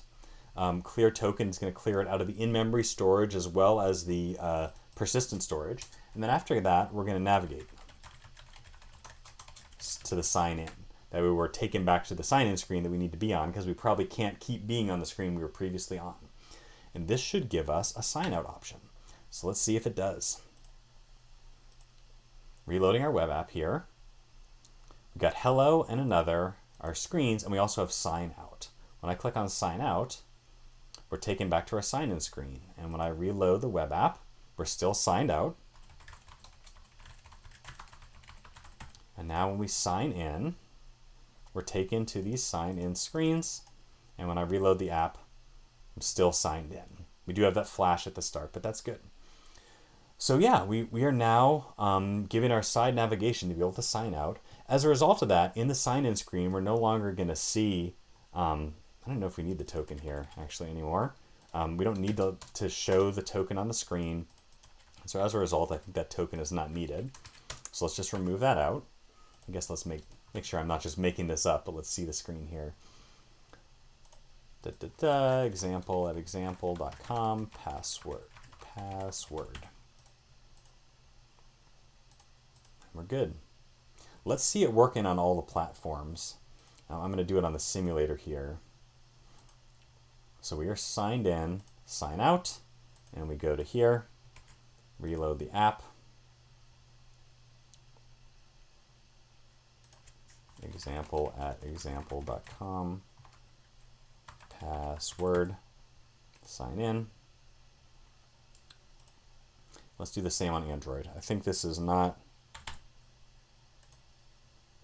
I always forget the shortcut. There we go. Yeah, let's reload on Android just to make sure, because we haven't actually tested out the local storage, the secure storage on Android to make sure it's working. So do not assume that things work across the 3 platforms. React Native is a good abstraction and Expo an even better one, but things can error out and things can just be not supported or require a different configuration or look different. So you always, if you're targeting all the platforms, and I am wanting to keep this app running on Android even though I'm not planning on deploying it, you want to keep testing on all of them.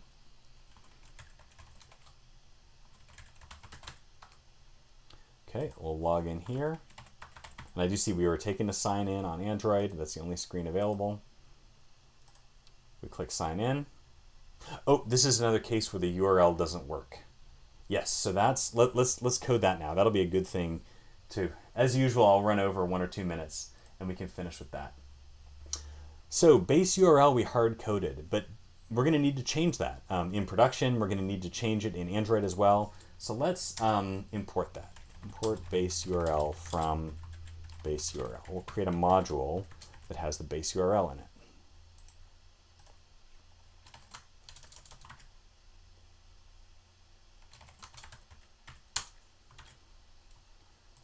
And we can paste this basic one in to start.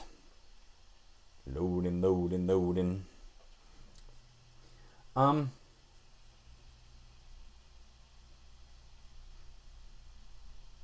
Why did I put that in a function?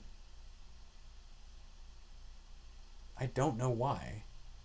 It might have been timing wise. I'm not sure, but let's stick with the way we have it in this other code here. I'm just going to copy this over and then simplify some out. Let's not do the production version yet. We'll get back to that next time. But we'll say, oh yeah, if we're on Android, the way to access the running parent computer is not localhost, it's this URL. And so we 10.0.2.2, that's hard-coded. So this is basically going to say, yeah, when we call this, when the app loads, this is the base URL for Android. For others, it's this one, web and iOS, which is what we want for both. So let's try this and see if this works on Android.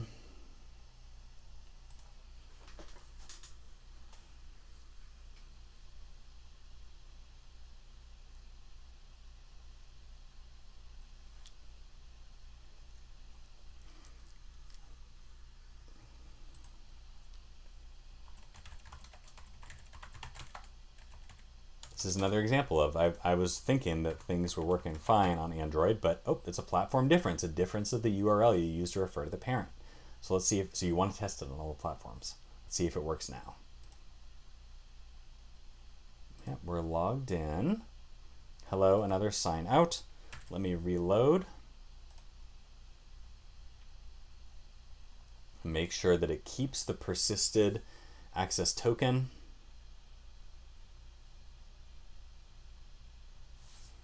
It does. And now when we sign out, we're signed out, and I'm going to reload to make sure we stay in that state. I'm also going to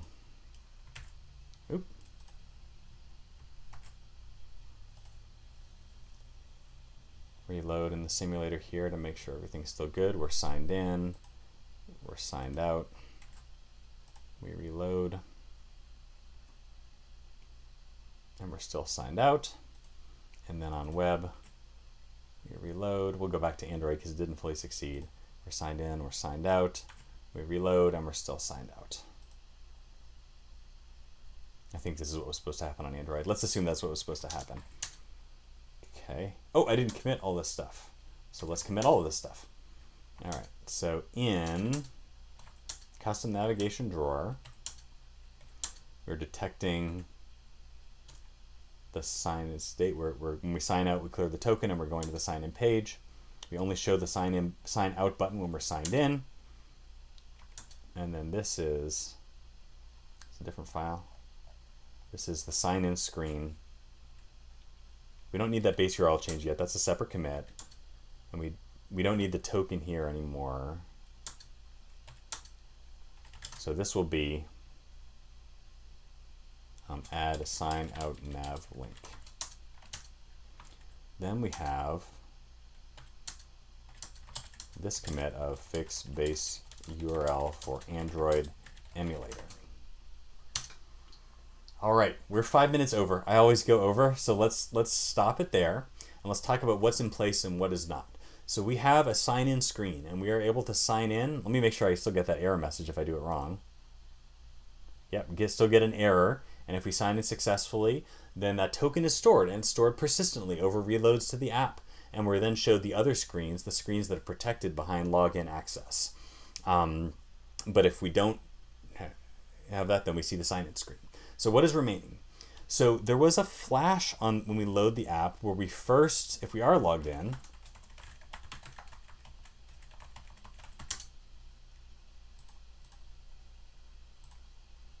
when we reload the app, we get a flash of the signed out state before we get the signed in state. So we need to fix that. Also, the margins on the login screen are wonky. This may not look too bad, but I would like, and I'm intending for there to be margins around things and above things, and at least with that error message, that's not good. So we need some margins in there. We're going to do some styling there. Yeah, and I think at that point, that will be all that's needed for sign-in. Oh, there's the production URL as well. We need to set up the app so we hit the right URL in the production version of it, and we can send that to TestFlight and see that working. And send it to Netlify and see that working as well. So we'll get those things working for sign-in next time. And after that, then, what I thought we would do today that we didn't get to, then we'll start building our first feature. And with all of this in place, we're in really good shape because we'll be able to use that use token hook on our new screen. We'll have the token we need to hit the back end and be able to pull down the data, and we're going to be rocking and rolling building features. I imagine we'll get that screen built, we'll get it styled. Probably we're going to focus on automated testing it as well. Probably I should go ahead and focus on automated testing the sign-in screen as well. So maybe we'll do that first next time. I'm not sure. We'll think about that. So that's it. So thank you for the folks that have joined on the stream. If you've been watching the recording afterwards, thank you for joining. This has been Building for Mobile and Web with Expo. We're making good progress. I'm excited about this app. I use it every day, and so I hope you all will be able to benefit from it as well. I might even change the back end so that it allows registration, so that you don't need to run your own app to use it, but you all can use it as well. I'll make this stuff available. And one of the great things about Expo and Rails in the back end as well, but we're focusing on Expo here, is you can build so efficiently that you don't need to make a full-time job out of it. You can build an app that's useful to you or useful to your internal team where you work. I think it's a really great abstraction. I'm very thankful for all the open source teams that build React Native and all these other libraries we're building on top of. And so I think it's going to be a great time next time. Thank you all for joining and watching. Check out the URL down below to get in touch. I'm at codingitwrong.com, and so that's a great place to get in touch with me as well. You can connect to Twitch, YouTube, my blog, my Mastodon open source social, and LinkedIn, I think some others as well. So get connected. Reach out to me. I love talking about coding, and especially React Native and Expo. So let me know what you're working on and what you want to talk about. And yeah, thanks so much for joining in, and we will catch you next time. See ya.